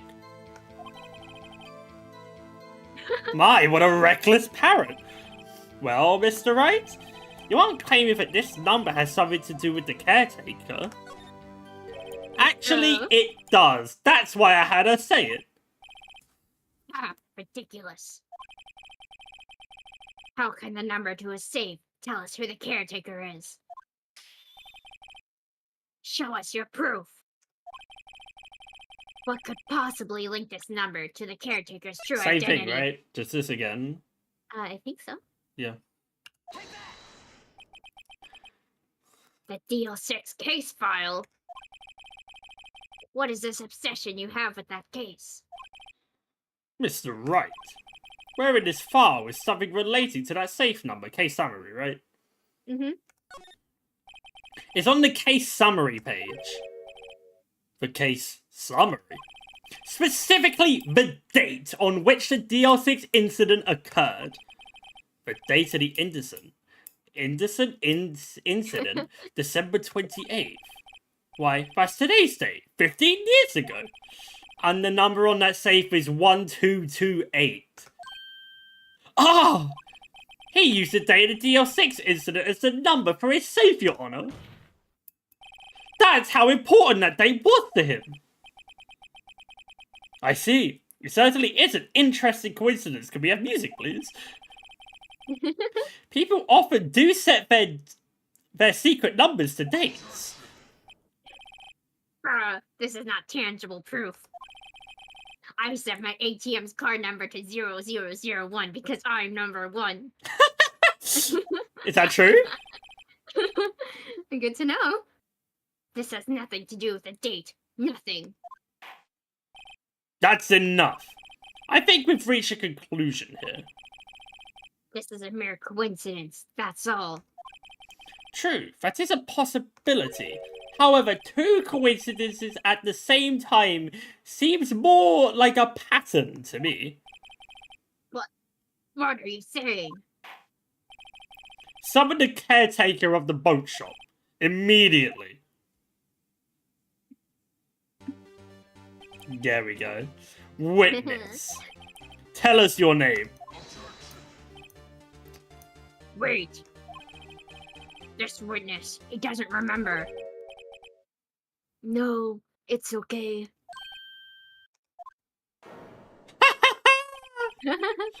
I've accomplished what I wanted to do. I'm done. Nick, he looks totally different. He's got like good posture. This is the real Yogi, I think, finally. He's been acting feeble to hide his true identity. Acting for 15 years. Well, let me ask you again. Please state your name to the court. Was that a yawn? Yeah. My name is Yanni Yogi. 15 years ago, I served as a bailiff in this very court.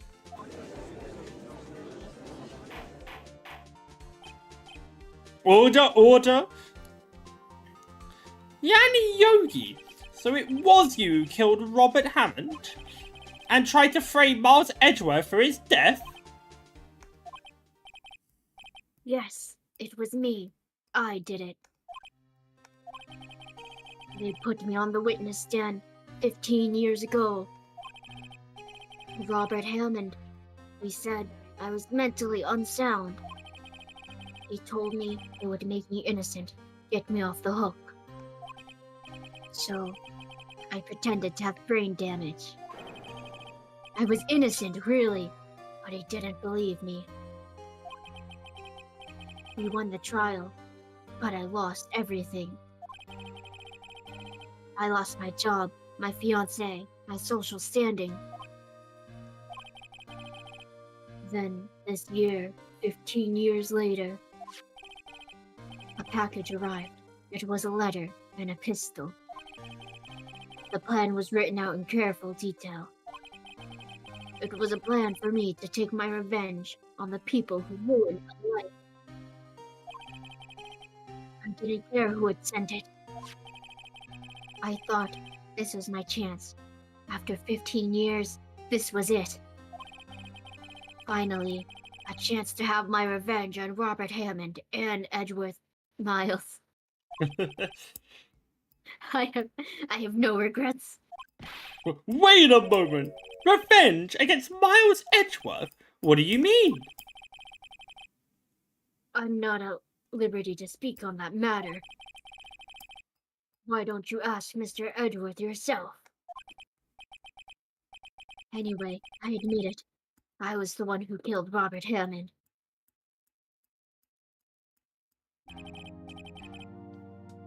Von Karma, where is Mr. Yogi? Under arrest, Your Honor. I saw no room for error in his confession. Then the defendant Miles Edgeworth is... Why does the judge like keep blacking out when they have to arrest people? Innocent, in this case at least. Very well. Will the defendant please take the stand? And this is where it goes to hell. Great. Second trial time, baby. We're not done just yet. There are a few mysteries left unsolved. Still, you were cleared of suspicion for this particular case. So I would like to pass judgment on the murder of Mr. Robert Hammond. Any objections? I don't believe it. Why isn't Von Karma saying anything? And it's about to be over. Very well, this court finds the defendant, Mr. Miles Edgeworth. Yay!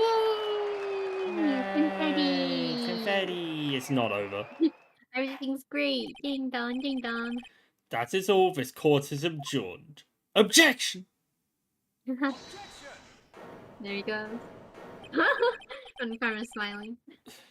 Did someone just say objection? It wasn't Von Karma. Wait, but that... no. Edgeworth? Your Honor. No! Julian! I've got something to say. I have an announcement to make. I object to your judgment, and I'm gonna point at you, Phoenix. What do you mean? I'm not innocent at all. As we have heard, Yanni Yogi killed Robert Hammond in revenge. But revenge for what? Nick! Oh, Edgeworth right. is trying to confess. He's trying to say that he's guilty. Stop him! He's going to tell them he was the murderer in the DL6 incident. He's going to tell them he killed his own dad. But none of that actually happened!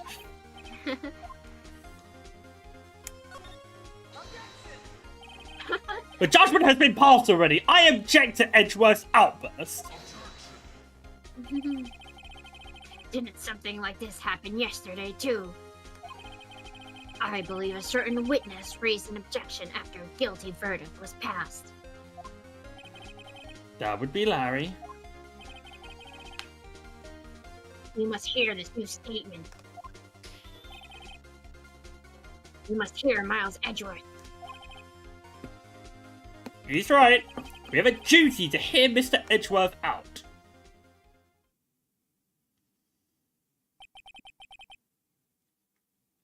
For 15 years, I've had a recurring dream.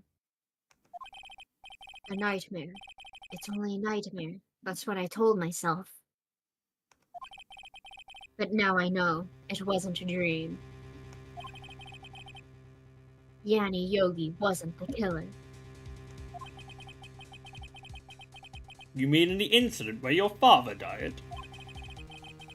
From the distance of the shot, it wasn't suicide either. Everything was as clear as day. The murderer, the criminal in the DL6 incident. It was me. Your Honor, I confess my guilt. I'm guilty for DL6, the statute of limitations of which ends today. The culprit is me. Who are you pointing at? I keep pointing at you. Order, order! This is certainly unexpected. The defendant declared innocent is confessing to a different crime. A crime for which the statute of limitation runs out today. I'm not really sure how I should deal with this. At least he's honest. Humbug. It's obvious. We hold a trial right here, right now. We tried this man for his crime of 15 years ago. I think I would like to take a 5-minute recess. During this time, I will consider the appropriate course of action to take. Court is adjourned.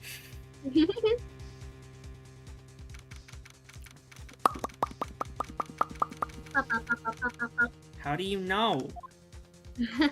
I guess. I'm sorry, Mr. Wright. I've just wasted all your effort. Mr. Edgeworth, I don't believe it, sir. I mean you. Kill your dad.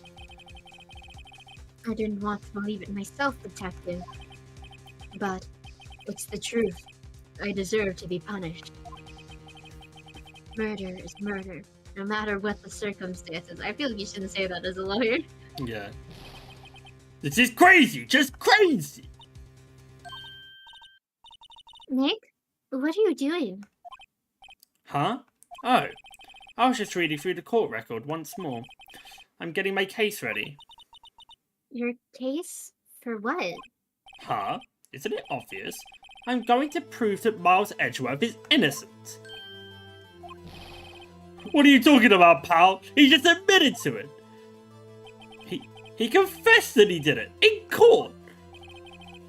I'm sorry, Edgeworth, but I don't believe your nightmare. What? It's just a dream, it's not real. The truth is right here in this court record. In any case, tighten your belts. The real fight is just beginning. I'll prove you are innocent. Trust me. Right.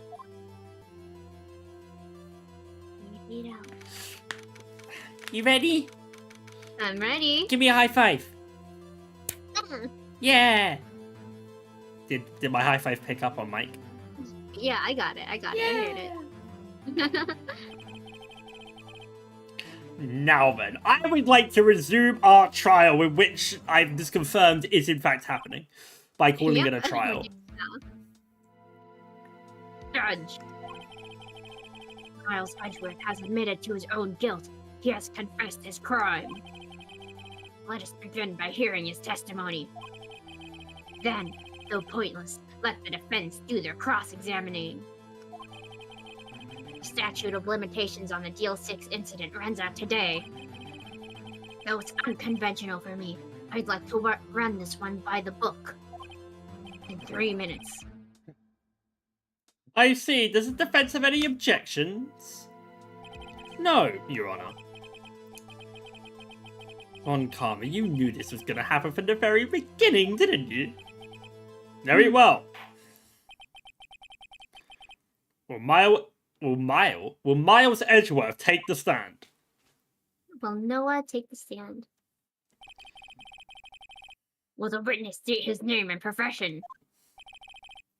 Miles Edgeworth. I'm a prosecuting attorney. Mr. Edgeworth. 15 years ago, you mistakenly killed your father, Gregory Edgeworth. Is this correct? It is correct. Then testify about this matter to the court. Edgeworth was telling me about his stream yesterday. I noticed something. One detail didn't quite fit. That would be the key, but only if I can get it to work. Please, please.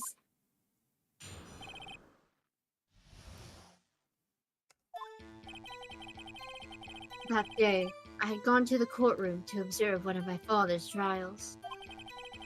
As we went to leave, an earthquake struck, trapping us in the elevator. My father and Mr. Yogi lost their composure and began to argue. Just then, something heavy fell at my feet. I picked it up and threw it at Mr. Yogi. I wanted them to stop fighting. A moment later, there's a single gunshot, then a scream. It was a terrible scream. I remember it to this day. That's all. Also, thank you for the hearts. And until now, you thought this memory was a dream? We were stuck in that elevator for 5 hours. The oxygen in the elevator ran out, and I lost my memory of the events. Ah, the same claim Mr. Yogi made. Very well. Mr. Wright, your cross-examination, please. Yes, Your Honor.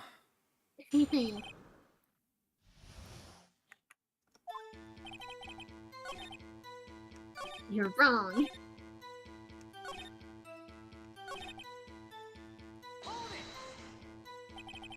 The gun fired once? Yes. I think after I threw it, I lost consciousness. Since then, they've echoed in my head every day.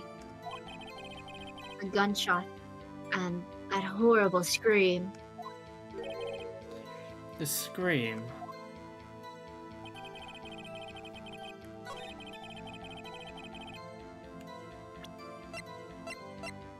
Here, right? Just do it straight away. What are you looking for? Single gunshot. Oh, what's it Right say? here. It was fired twice, right here, in victim data. Yeah. I just present this straight away. I think so, yeah. That seems fine. Are you sure you only heard one gunshot? Yes, I'm sure of that. I heard the shot and the scream. Then everything faded. I was unconscious until the rescuers came. I see. No, Your Honor. Unfortunately, you don't. Look at this file one more time. This plainly contradicts the witness's testimony. You do enjoy dragging out that file, don't you? I don't accept this evidence, unless you can tell me what page it's on. Point it out. Which page contradicts Miles Edgeworth's testimony? Look at the victim data in this file. It says it quite plainly. The murder weapon was fired twice. Miles Edgeworth only heard one gunshot, yet the murder weapon was fired twice. The first shot was the accidental firing when the pistol was thrown. So who fired the remaining shot?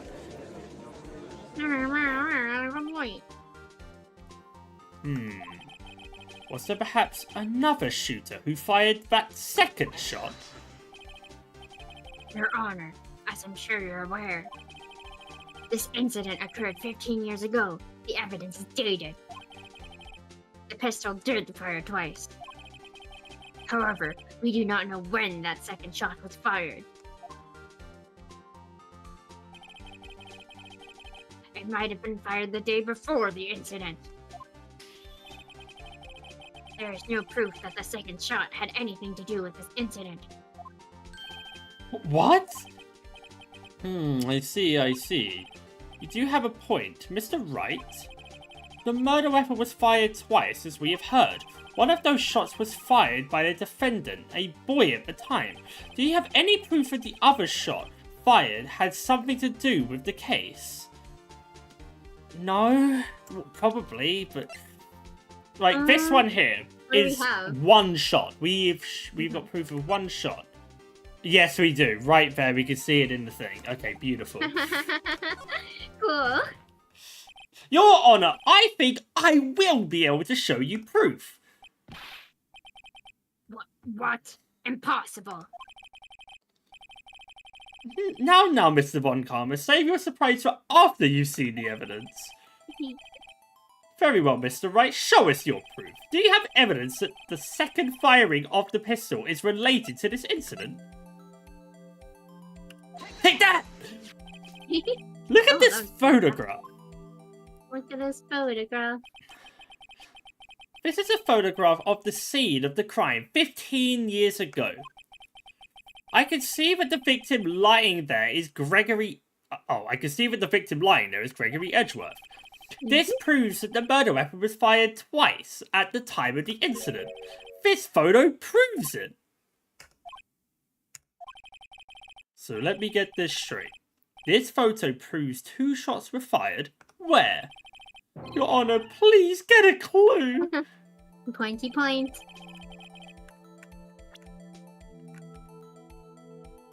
I'm guessing this is good enough. Yeah. Surely. That should be obvious. The contradiction is here. I see. A bullet hole in the door. Your Honor. Gregory was killed by a shot from the pistol. Yet there is also a bullet hole in the elevator door. We also know that the murder weapon was fired twice. Thus, someone other than Edgeworth fired that second shot.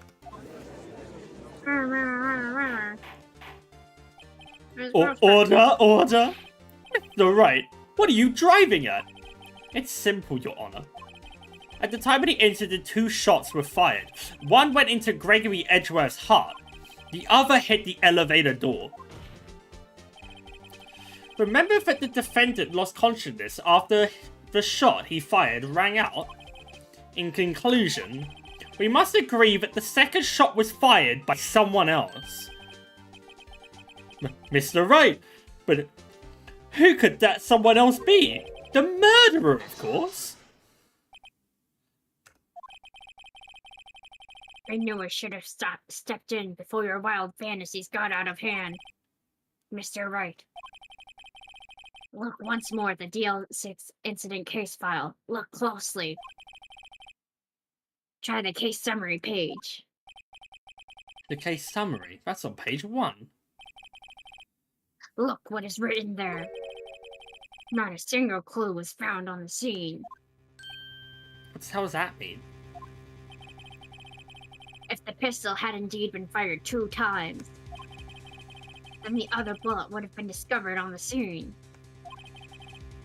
He does have a... We can see that it was shot twice! What do you want from me, good sir? Oh, where's the bullet? Find the bullet then. That's... That second bullet has never been found. Fuck you.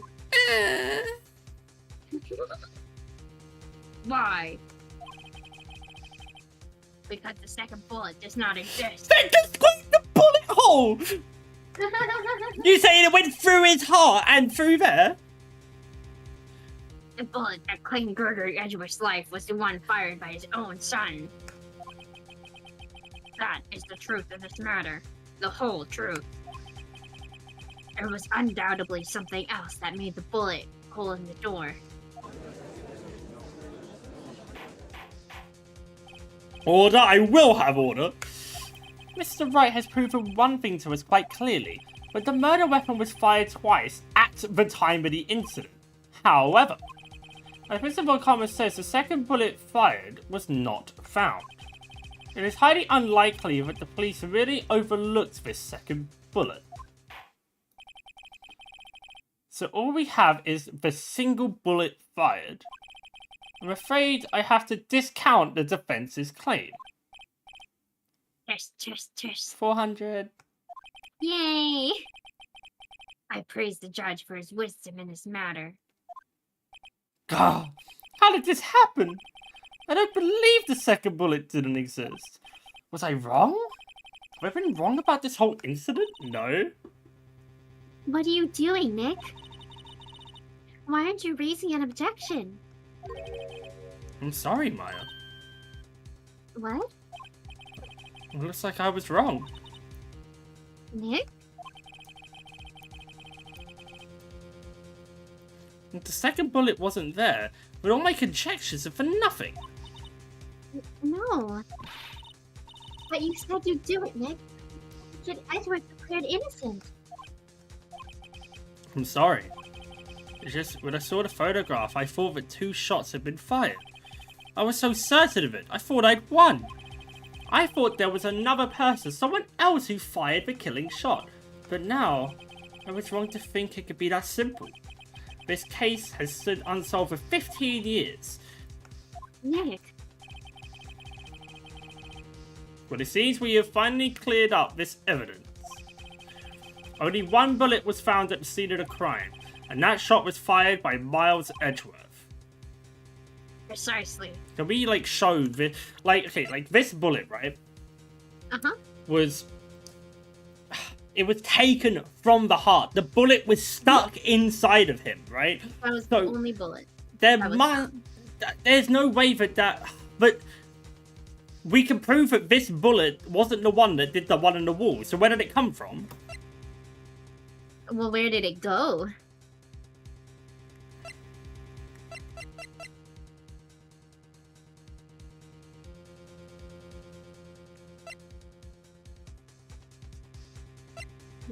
Those things are from Robert Hammond.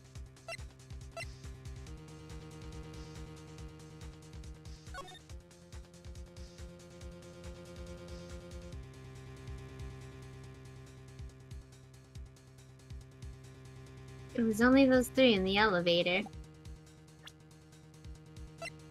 You saying the other one picked it up? I'm not saying anything.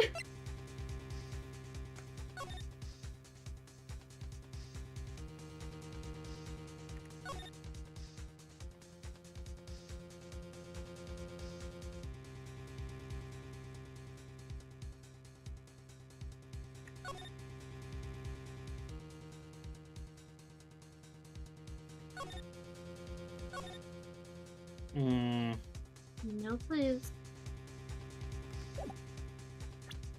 Well, it probably got lost outside the elevator because of the earthquake.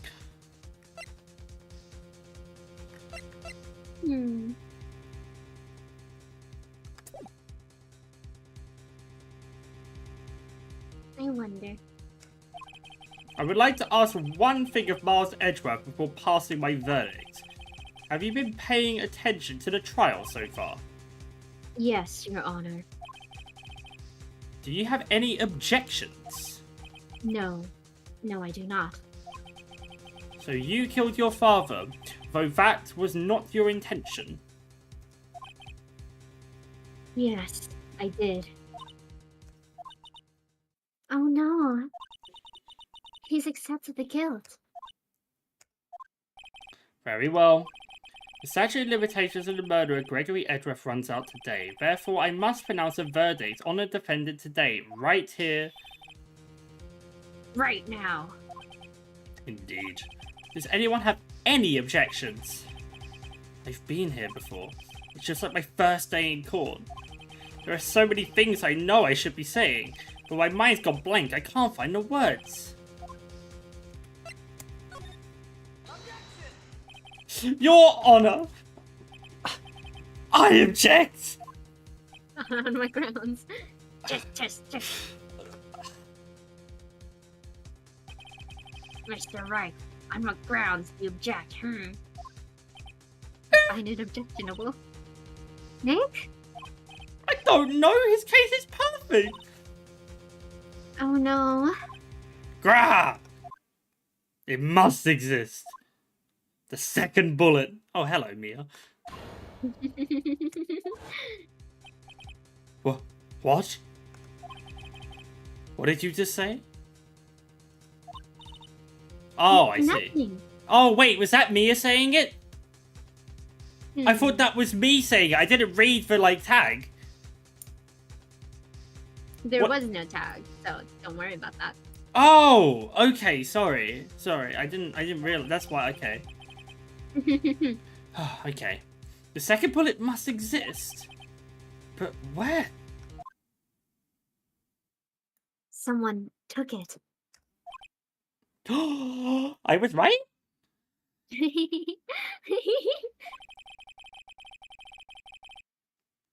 It seems waiting is not going to produce us any answers from Mr. Wright. Wait, Your Honor. The second bullet, it existed.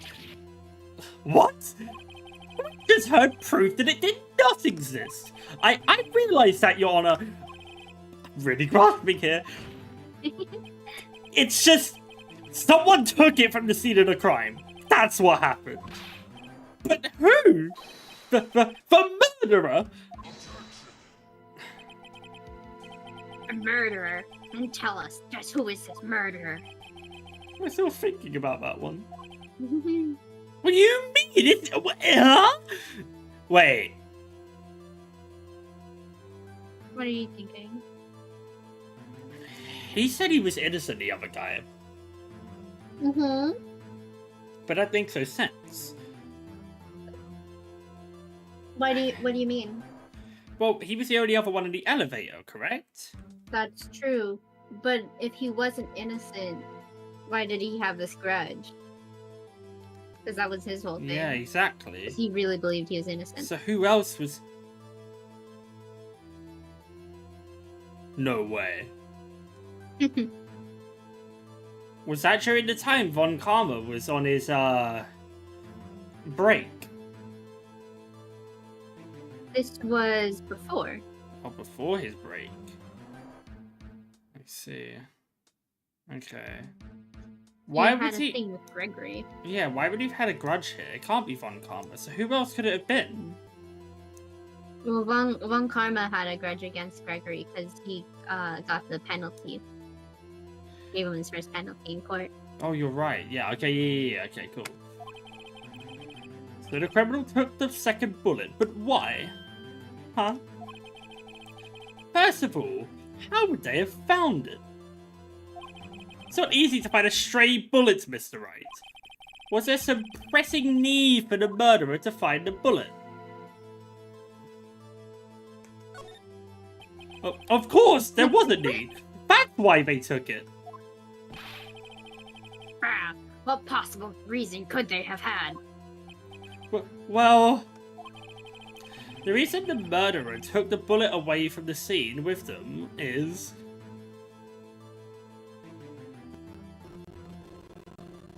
The murderer is a perfectionist, sir! Can I really say that and put this? You can say what you want. What do you think? Well, both mean the same thing, don't they?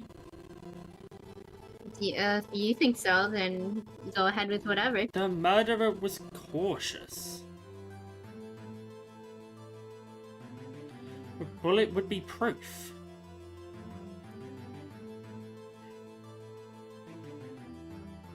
But would it have been proof? It would have been the stray bullet that was, so it wouldn't have been proof.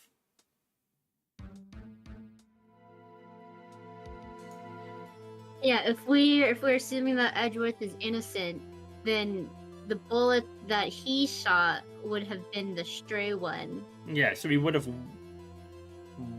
wanted it there, maybe? No, he wouldn't have wanted it there. That's how we're here now. They both mean the same thing! If you think they both mean the same thing, then you can click either of them, right? But I'm gonna get, like, a penalty for whichever one I click.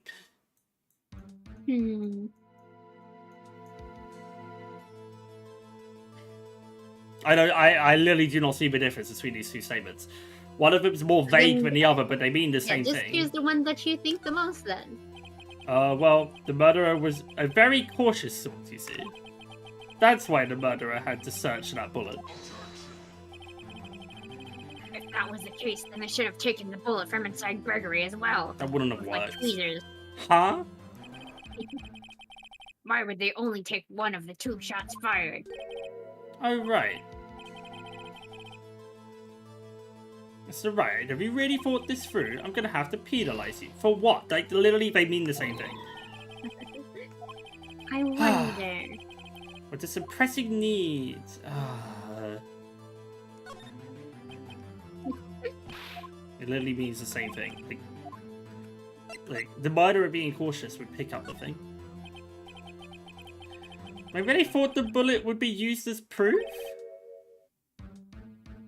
Proof? It was a special bullet, so they took it with them. A special bullet. If that was the case, then they should have. Yeah, that's what I said before. Wait, is that why it makes no sense? Did Maybe the stray on bullet the land wrong on track. them?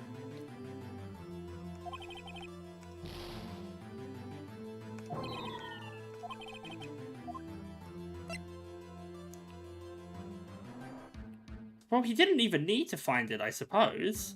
Because of the earthquake, right? Outside. But, whatever. Why would the murderer spent the time to look for the stray bullet? He wouldn't have been able to anyway. I haven't gotten a clue. What's wrong, Mr. Wright?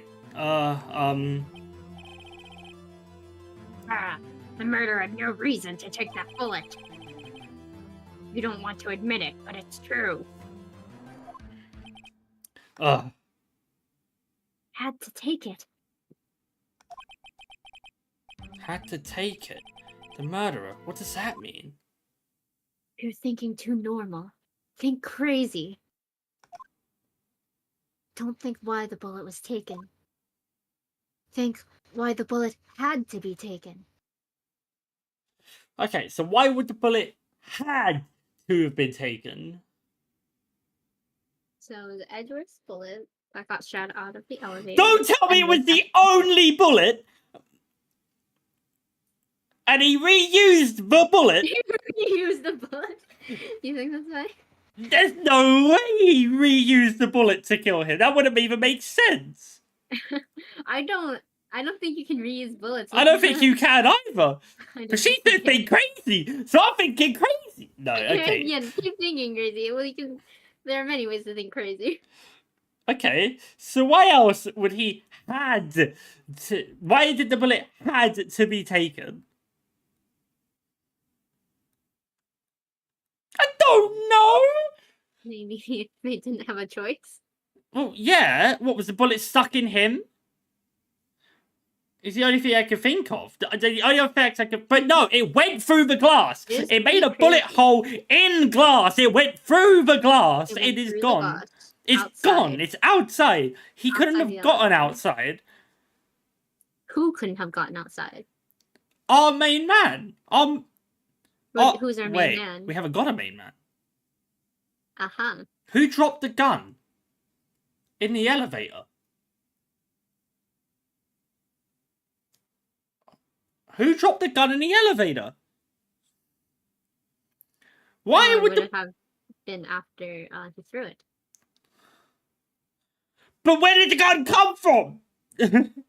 Well, the gun was already there. Edgeworth was like, he wasn't sure if it was evidence or the bailiffs, but it was already there. Okay. Why would the bullet had to be taken? Don't know. Mr. Wright. Yes, Your Honor? I have no idea what I'm doing. Well, the murderer had no intention of taking the bullet from the scene. But, the murderer had to take that bullet. Had to, Mr. Wright? What do you mean? Well, for instance, maybe the bullet hit the murderer. See, I thought that, but it's literally impossible, given the fact that we can see right here that it went through the glass. It doesn't just bounce through and make that, unless it was shot from outside, but the gun was in the building. It was there. So it doesn't make sense. It's on. So if he was shot from outside, maybe he didn't throw a gun. Wait, he did throw a gun, but at the same time, another person was shot, and it accidentally hit the wrong guy? Wait, no, but the murderer took it. This doesn't make sense. Go on. I've got no idea. No idea. The bullet hits the murderer. Yeah, as you can see, as we saw it leave the elevator, Your Honor. I mean, if it hit you, you would have to take it with you, wouldn't you? It's not like you could perform surgery right there. You know? The spin, you know? Wait a second. I was just talking off the top of my head, but what if that's really what happened? Let me get this straight. So at the time of the murderer themselves was shot, and they left with the second bullet still inside of them, thus leaving only one bullet at the scene of the crime? Yes, I guess that's how it would work, yes. But there's a problem with that. The other two people rescued from that elevator, Miles Edgeworth and Yanni Yogi, were both unharmed. So that would mean the murderer came from outside, yes.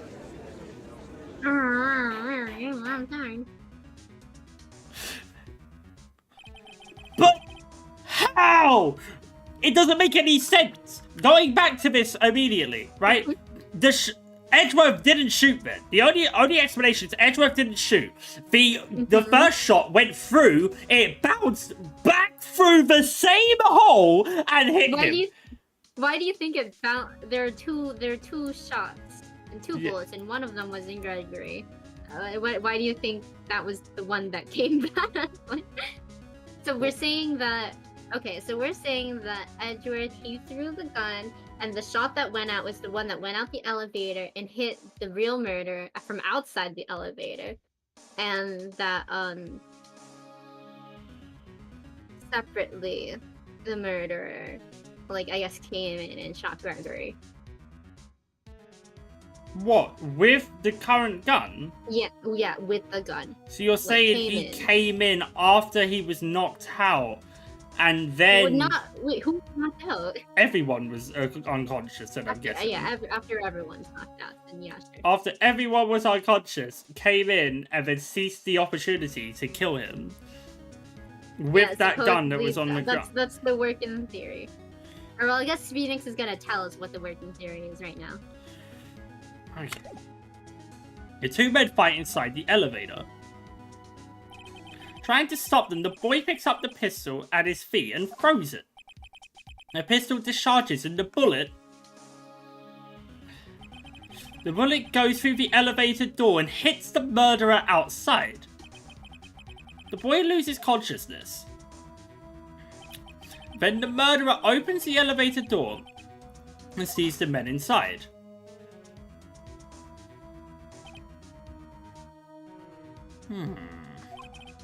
Mr. Wright, you are truly the most unpredictable defense attorney I've ever known. I can tell you're grasping, yet I cannot deny the possibility of what you say. It's possible, I guess. What are you saying? Deny it. Deny it. No one involved with the incident was wounded. There was no murderer. No one's wounded at the time of the incident. He's right. I can't think of anyone. Hey, Nick. Huh? I just thought of something really crazy. Like, crazier than what you Well, that was just someone else, that, right? Crazy. Remember what Mr. Grossberg said yesterday? Gregory Edgeworth dealt a blow to his perfect trial record. Wow. It must have been quite a shock for Von Karma. He took a vacation for several months after that. No, he took a vacation because he was injured! Oh! Yes, an unusual event for the man. That was the first and the last vacation he's taken in his many years of prosecuting. What if Von Karma didn't take that vacation because of shock? But what if he took it because he was injured? Which would mean It can only mean one thing. he was the murderer in the DL6 incident. He was the man who shot Gregory Edgeworth. It was Von Karma. Way to shout it. Oh, man! Something wrong, Mr. Wright. You seem dazed. No, Your Honor. Well, you've indicated that the possibility that the murderer came from outside. Can you give us the name of your suspect? It's time. I think it's time. We have nowhere else to go with this case. Let's amp it up. Your Honor, there is a suspect. One lone suspect. Well, this is certainly interesting news. Very well, Mr. Wright. Who is your suspect? Oh, my hands are shaking. The what? Von Karma. Von Karma?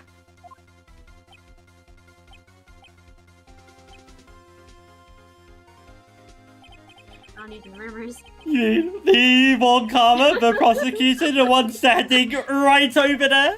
That is pretty wacky. You don't object? I see no need. I honor this ridiculous outburst as my objection. Because you took a vacation for several months after, or starting the day after the incident, yet you pride yourself on a perfect record. Why would you take such a long vacation without any reason? Are you claiming that I took a vacation to heal my injury from the incident? Fascinating. I went to the sea, to the mountains, to Europe. Prove it! Undressed, good sir. I would have needed surgery, no. Where did I go under the knife at, Mr. Wright? Bring the doctor that operated on me. Have him testify. Nick!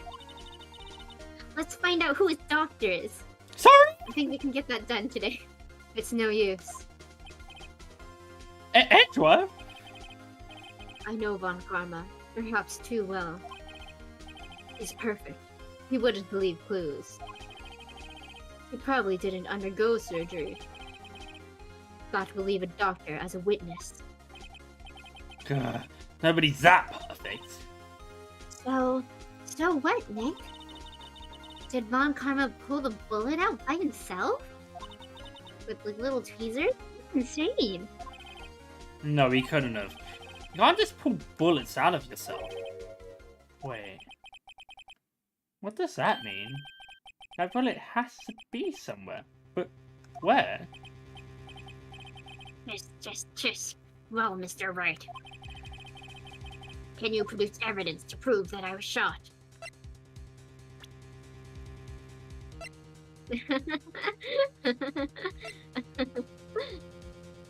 I mean, I can't really produce evidence, but I can say that it's probably still in your body. But how can I prove that? I wonder if we have something that could detect that. No way! No way! No way! No way! No way! Come here, pretty boy! Let's do this! Alright, Von Karma, I'll prove it! I'll even use the evidence! I know you like it so much! What? The evidence that proves Von Karma was shot is... Von Karma is perfect. He would have risked surgery, leaving an evidence trail. So then I ask, where is that bullet now? I think it unlikely that Von Karma performed surgery on himself. You don't mean? I do. There is the possibility that the bullet is still inside Von Karma. Is that even possible? For all these years? Well, there's one way to find that out. We could use this metal detector. Well, Von Karma, I'm going to run this over you and see what we find. Oh, I refuse. You refuse? You're refusing? This means you acknowledge that the bullet is still inside of you. Order, order, order! Your Honor, the defense requests that we be allowed to use the metal detector. Judge, I call for suspension of this trial. This is an invasion of privacy. Objection! No piercing. The statute of limitations runs out on this case today. It was you who said we had to end it right here, right now.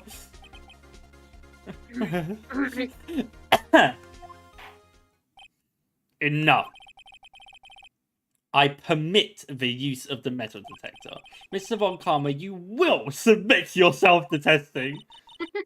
Nick, what does this mean? I don't know, but we have to give it a shot.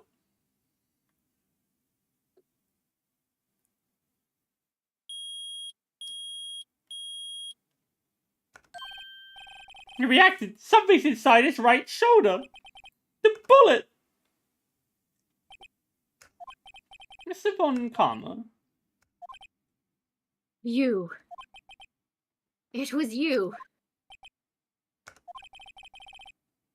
I was afraid this would happen. Why did you even go through this elaborate plan? You could have waited a day, 1 day, and it was over. Wanted his revenge.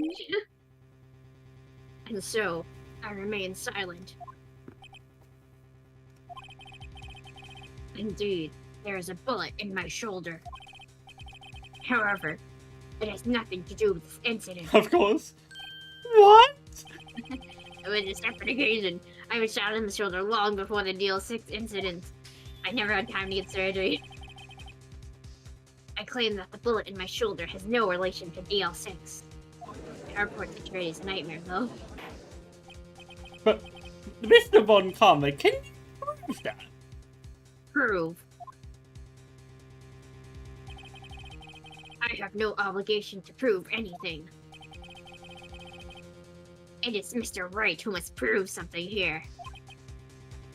Not I. Mr. Wright? Oh, can you prove it? Can you prove that the bullet in Von Karma's shoulder was a DL6? Of course he can't. You don't have any of the DL6 evidence because I stole it, haha. I suppose you took it out of the records from yesterday. With no proof, you cannot convict me of any crime. So sorry, Mr. Wright. No. I am the one who's sorry, Mr. Von Karma. What? You were close. 1 day away from freedom. But you see, I have proof. What? Who would have thought you would dig your own grave trying to convict Edgeworth? I can link that bullet in your shoulder to the DL6 incident. And here's my final proof. Take that! Woo! But that's a bullet. Where did you get that? This is the bullet used in the DL6 incident. This was taken from the heart of the victim, Mr. Gregory Edgeworth. The bullet is preserved quite nicely with all of the ballistic markings intact. Ballistic markings.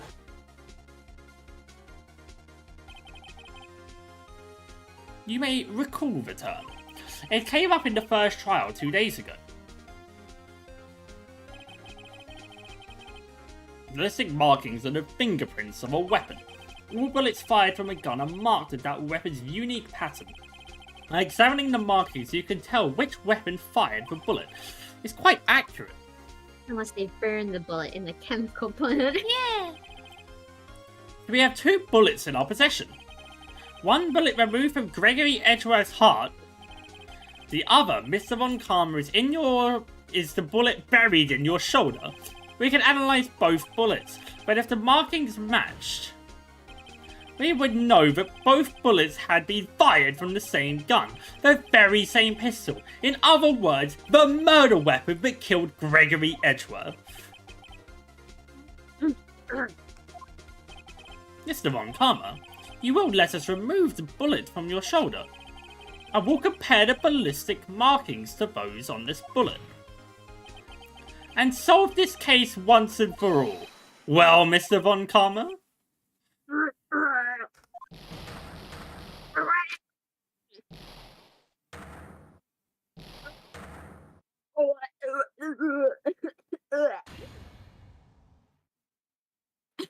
that scream and vomiting. I've heard that scream before. Wait, I know. Help, I can't breathe again. Quiet! I said quiet! You're not making this any easier! Stop breathing my air! I'll stop you! Stop breathing my air!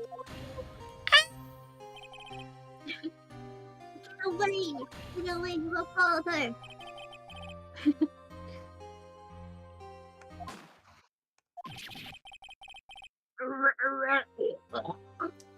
Oh god, are you okay? It's that scream I heard in the elevator. 15 years ago. Von Karma, it was you who screamed. Wow, I'm pointing this way now. Yeah.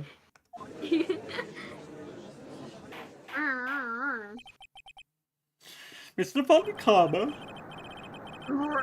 Edgeworth! You were there to me. So, it was you. Oh my god. You and your father are my curse. Your father shamed me with a penalty on my record. And you left a scar on my shoulder that would never fade. I'll bury you. I'll bury you with my bare hands. Fair enough. Chief Prosecutor, I am sorry. Von Karma, it's not like you to make this kind of error. Never would have thought that Edgeworth would be the one to catch you. I was careless. I'm sorry, but you will have to be penalized. I've covered for you in the past, but not this time. Edgeworth! It was a shock like none I'd ever known. Immediate, penalized. It took hours for me to regain my composure. Suddenly, I find myself in the darkness. I was in the court records room. I must have wandered in there without thinking where I was going. The room was pitch black. The lights must have gone out. I ran out into the hall and felt my way to the elevator. I pressed the button, but nothing happened. Then, there was a noise. I was in pain, a horrible burning pain in my shoulder. Just then, the lights came back on. The elevator door opened before my eyes.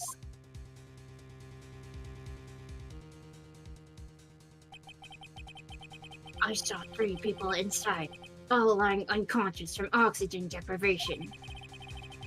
Much to my surprise, a pistol lay at my feet. I knew then it was destiny.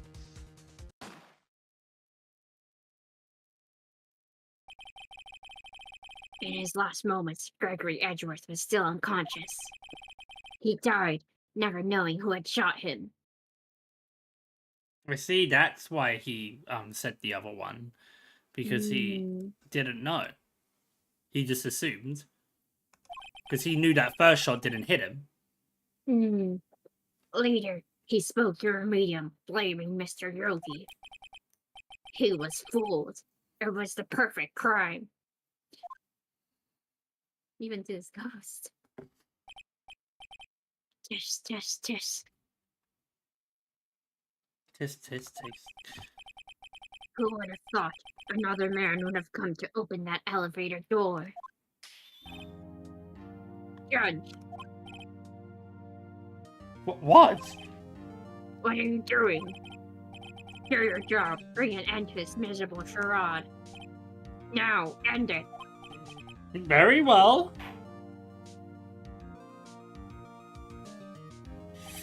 It appears that we have come a very long way to the end of this maze. 15 years later, Mr. Miles Edgeworth. Yes, Your Honor. You were innocent. You are innocent. As you said, it was all a nightmare. Yes, Your Honor. This court finds the defendant, Mr. Miles Edgeworth. Yay!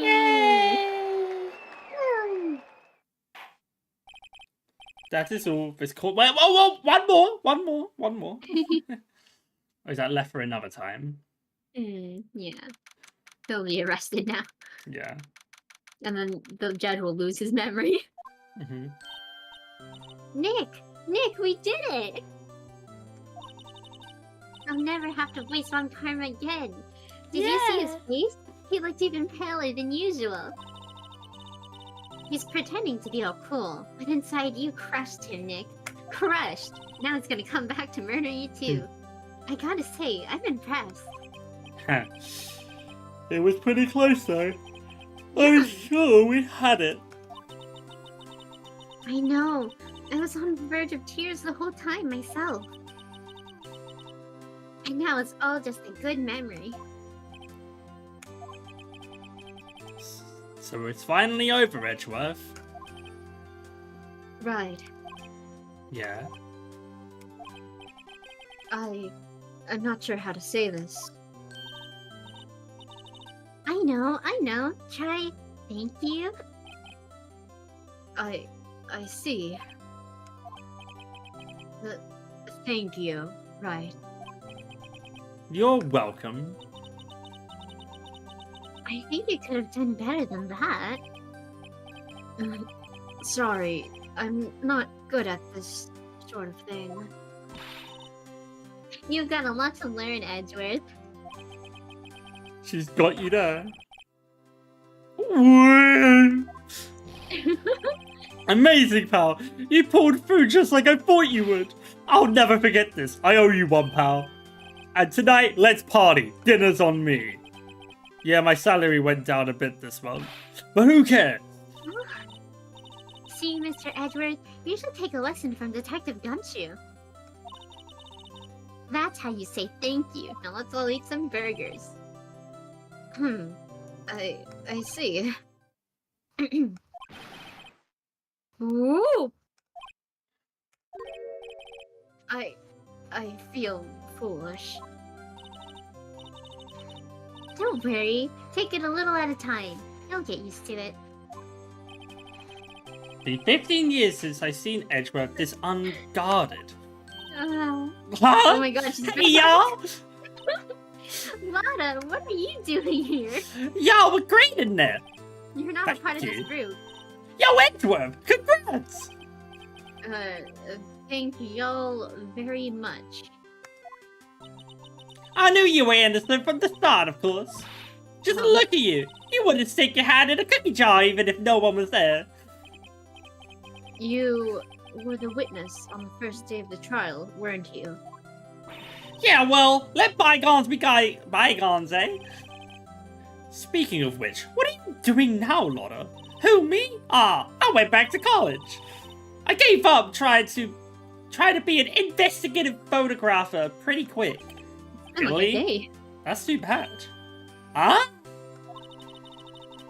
Isn't that the hot dog guy from the park? Huh? It's over, Nick. My life is over. Not again! Why the sad face, Larry? What happened now? Oh, Nick, I'm not too long for this world. You don't look sick. It's Kianse. She's gonna live in Paris. Paris, Oh Nick. no! And she said, now you go, girl. Get out of here. She's leaving me behind. Should have seen that coming. Yo, Edgy, there you are. I'm all better now. Yes, here I am. Congrats, Edgy. Here, a little gift for me, in celebration. Celebration? That's unusual for you. Harry Butts, you came along tonight too. My treat, pal. Huh? Thanks. Looking forward to it. Yo, Nick. That's the suit that questioned me. When he says treat, that's not always stuff for prison food, right? Right? I think you'll be fine, Larry. Right. Yeah, what's up? That envelope that Larry gave me, it's got money in it. Oh yeah, that's not strange. People give money to celebrate sometimes. It's $38, right? No way! No way! No way! Huh?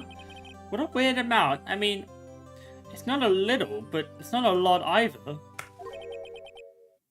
$38 exactly. Nick! Wasn't that exactly the amount of lunch money that was stolen from Mr. Edgeworth in school? $38? No!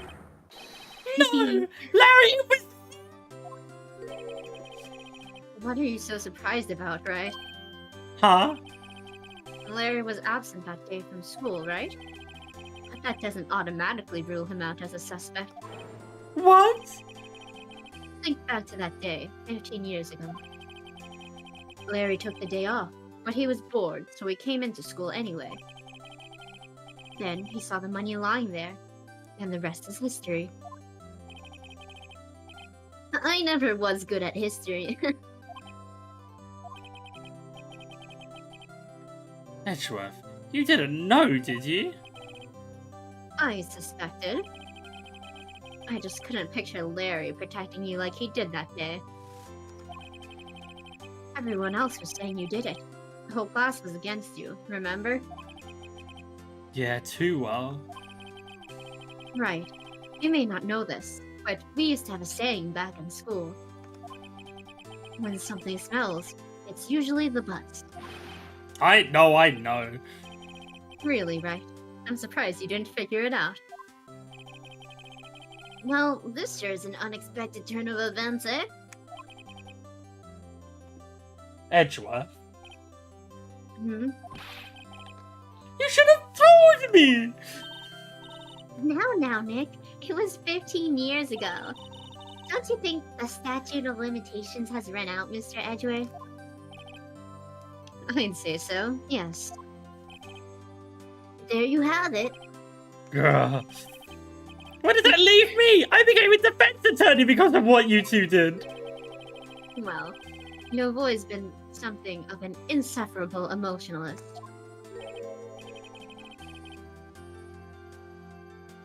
Yeah, you get worked up too easily, too.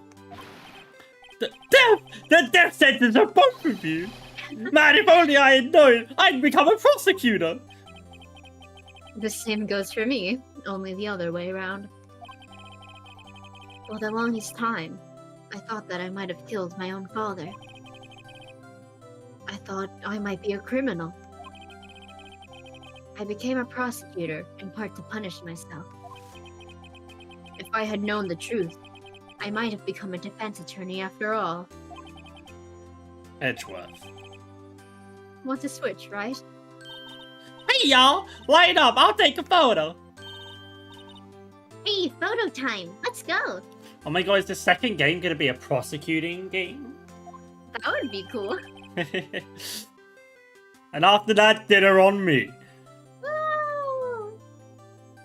Pretty sure Edgeworth's the one that's the most rich here. Detective Gumshoe took us out to the town that night. We celebrated Edgeworth's newfound freedom, even though Edgeworth himself was still in detention. Oh. Why?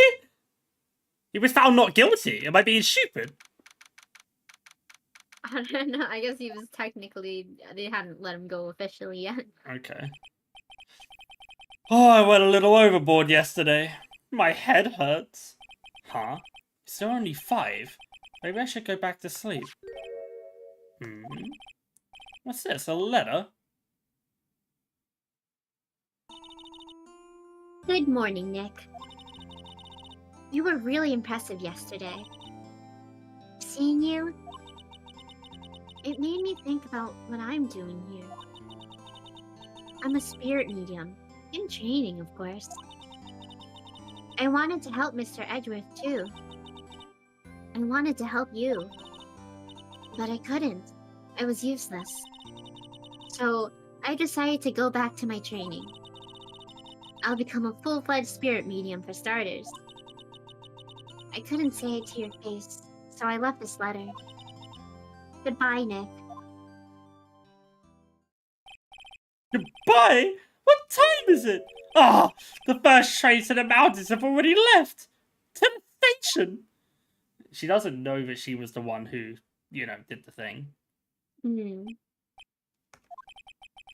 guess I'm too late. Oh. Hey! Nick? Maya! So, you're leaving? Yeah... It's hard being a spirit medium who can't talk to spirits. And...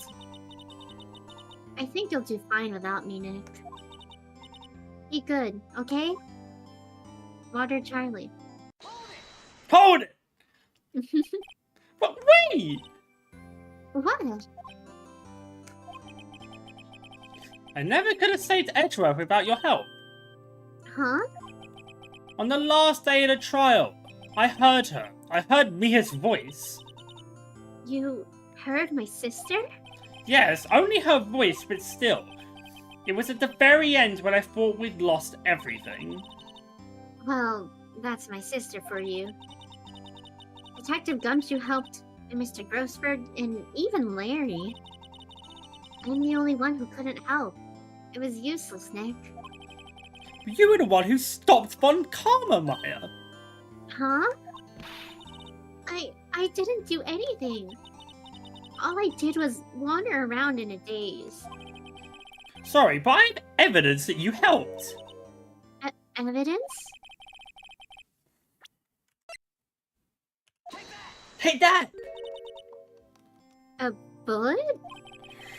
Von Karma was convinced he had taken all of the evidence pertaining to DL6. But you were the one who rescued the last piece of evidence we needed. This was the bullet that put an end to Von Karma, and you were the one who gave it to me. Nick. Thanks, Maya. I couldn't have done it without you. I'll be back soon. Huh? I'm going to complete my training and come back. Okay, I'll be waiting. Of course you will. You can't run that office by yourself. You're hopeless. I don't know about that. So, this is it. See you. Oh. See you soon, Maya. Yes, it ditto. See you soon, Loppy. See you soon, Derek. Bye bye. Thanks, Nick.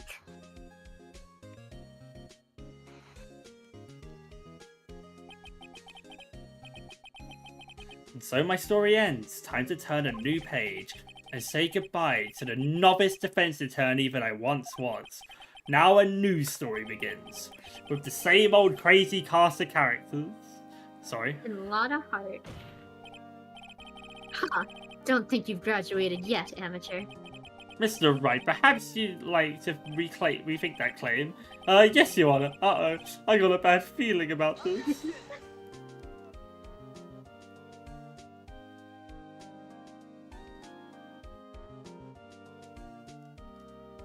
So there's one more funny trial, you said. Well, you gotta watch the credits. Hey, pal.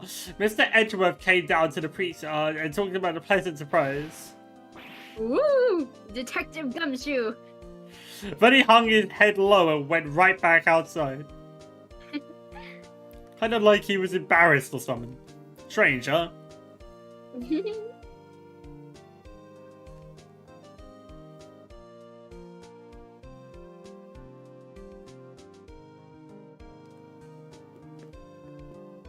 Huh? Nick?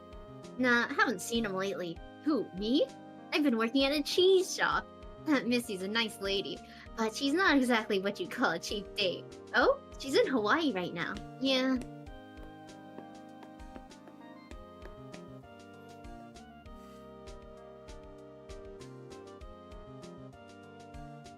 Oh, God. I knew it was you.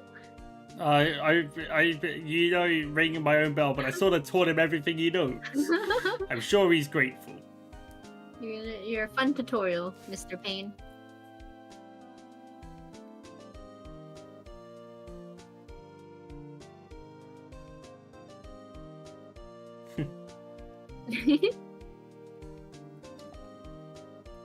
That was also you? Was it?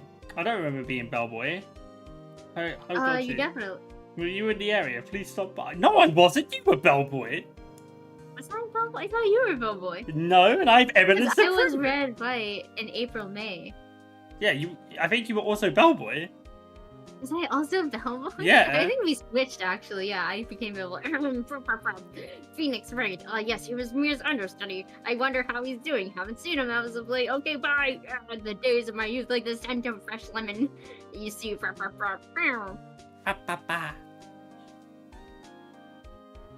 the affidavit.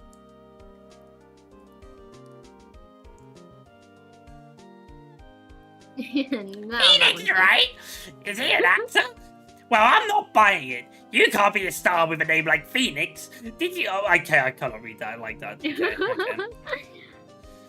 I just wasn't prepared for it. It was already over. You can never be prepared for the old bag. I love credits like these. They're so cute. I'm pleased to announce the Pink Princess is a hit. I sure owe that Mr. Wright a great deal. Oh, and I'm keeping my face out of the public eye till the show's over. I wouldn't want to ruin the kids' dreams, you know?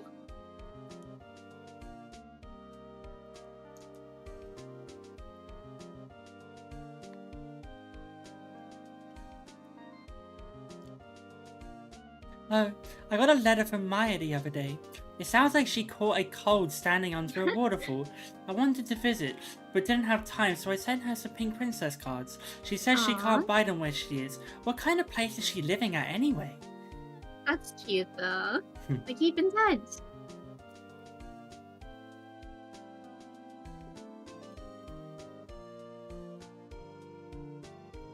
Right? Who's that? If you want to talk, let's talk Pink Princess. All right. But, you know, I snuck into the studio the other day, and I saw her. The one inside the Pink Princess suit. Oh, what a dog. It was kind of a shock for a boy of my tender age. They never fixed the monkey. They never fixed the monkey. He's hanging. Mr. Monkey. Yeah, I remember, right? That lawyer guy. Huh, me? I've been training to become a paranormal photographer. You know, that picture I took of everyone? Well, just behind them, there's a ghost. For real. Now that's talent. I'm gonna be famous. Okay, so me is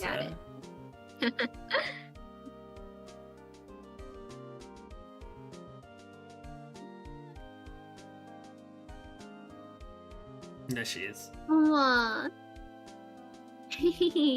And he does have the confetti.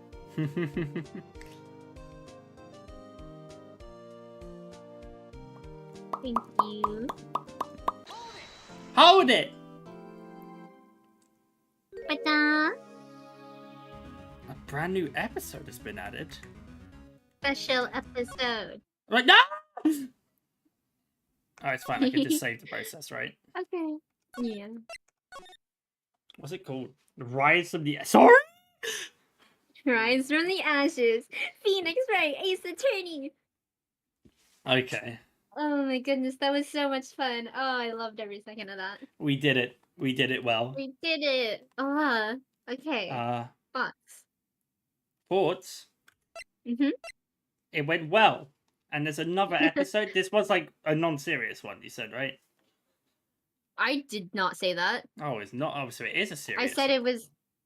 They're all serious. This one was one that was added later after. Oh, I see. Okay. Yeah. Okay. And then we get on to second game. Mm-hmm. It's gonna be... Although, I mean, while I have you, like after we do this last case, would you like to Well, actually, I think the plan was to move on to another game. Probably Doki Doki Literature Club, and then come back. Yeah, if you want to, that's fine. Oh, yeah. I'm down Well, for whatever. we'll see what happens. Oh, Yeah. Easy win. we have a lot of things to do, and I'm very excited to do all of those things. Yeah, we're getting there. Yeah, that's one of my favorite cases. It's a classic. What did you think about it? It's a very good case, yes. Mm. I was just as lost as Phoenix. Yeah, you figured it out though. Oh, wow. What did you think? I mean, what is your favorite case so far? What were some highlights for you? Probably that one's the favorite.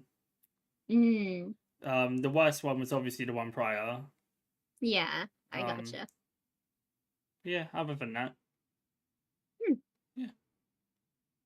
Yeah, and cross-examining Polly is one of my favorite things. I mean, it had to be done. Yeah, there's no way around it. Mm-hmm. So I'm happy. And it was relevant. Yeah. It was very relevant. It solved the case. That bird knew too much. That bird knew too much information. Oh wow. So yeah, we'll see you next week. And we're gonna like make our schedule now, I guess. Oh right, I forgot about that. Yeah, we should probably do that. Yeah, huh? Yeah, that's pretty important. We'll post it on Twitter soon enough. Okay. Okay. Yeah, we'll see you guys. You ready? Yeah. Okay. 3, 2, 1. Ayasaki. Bye. Bye.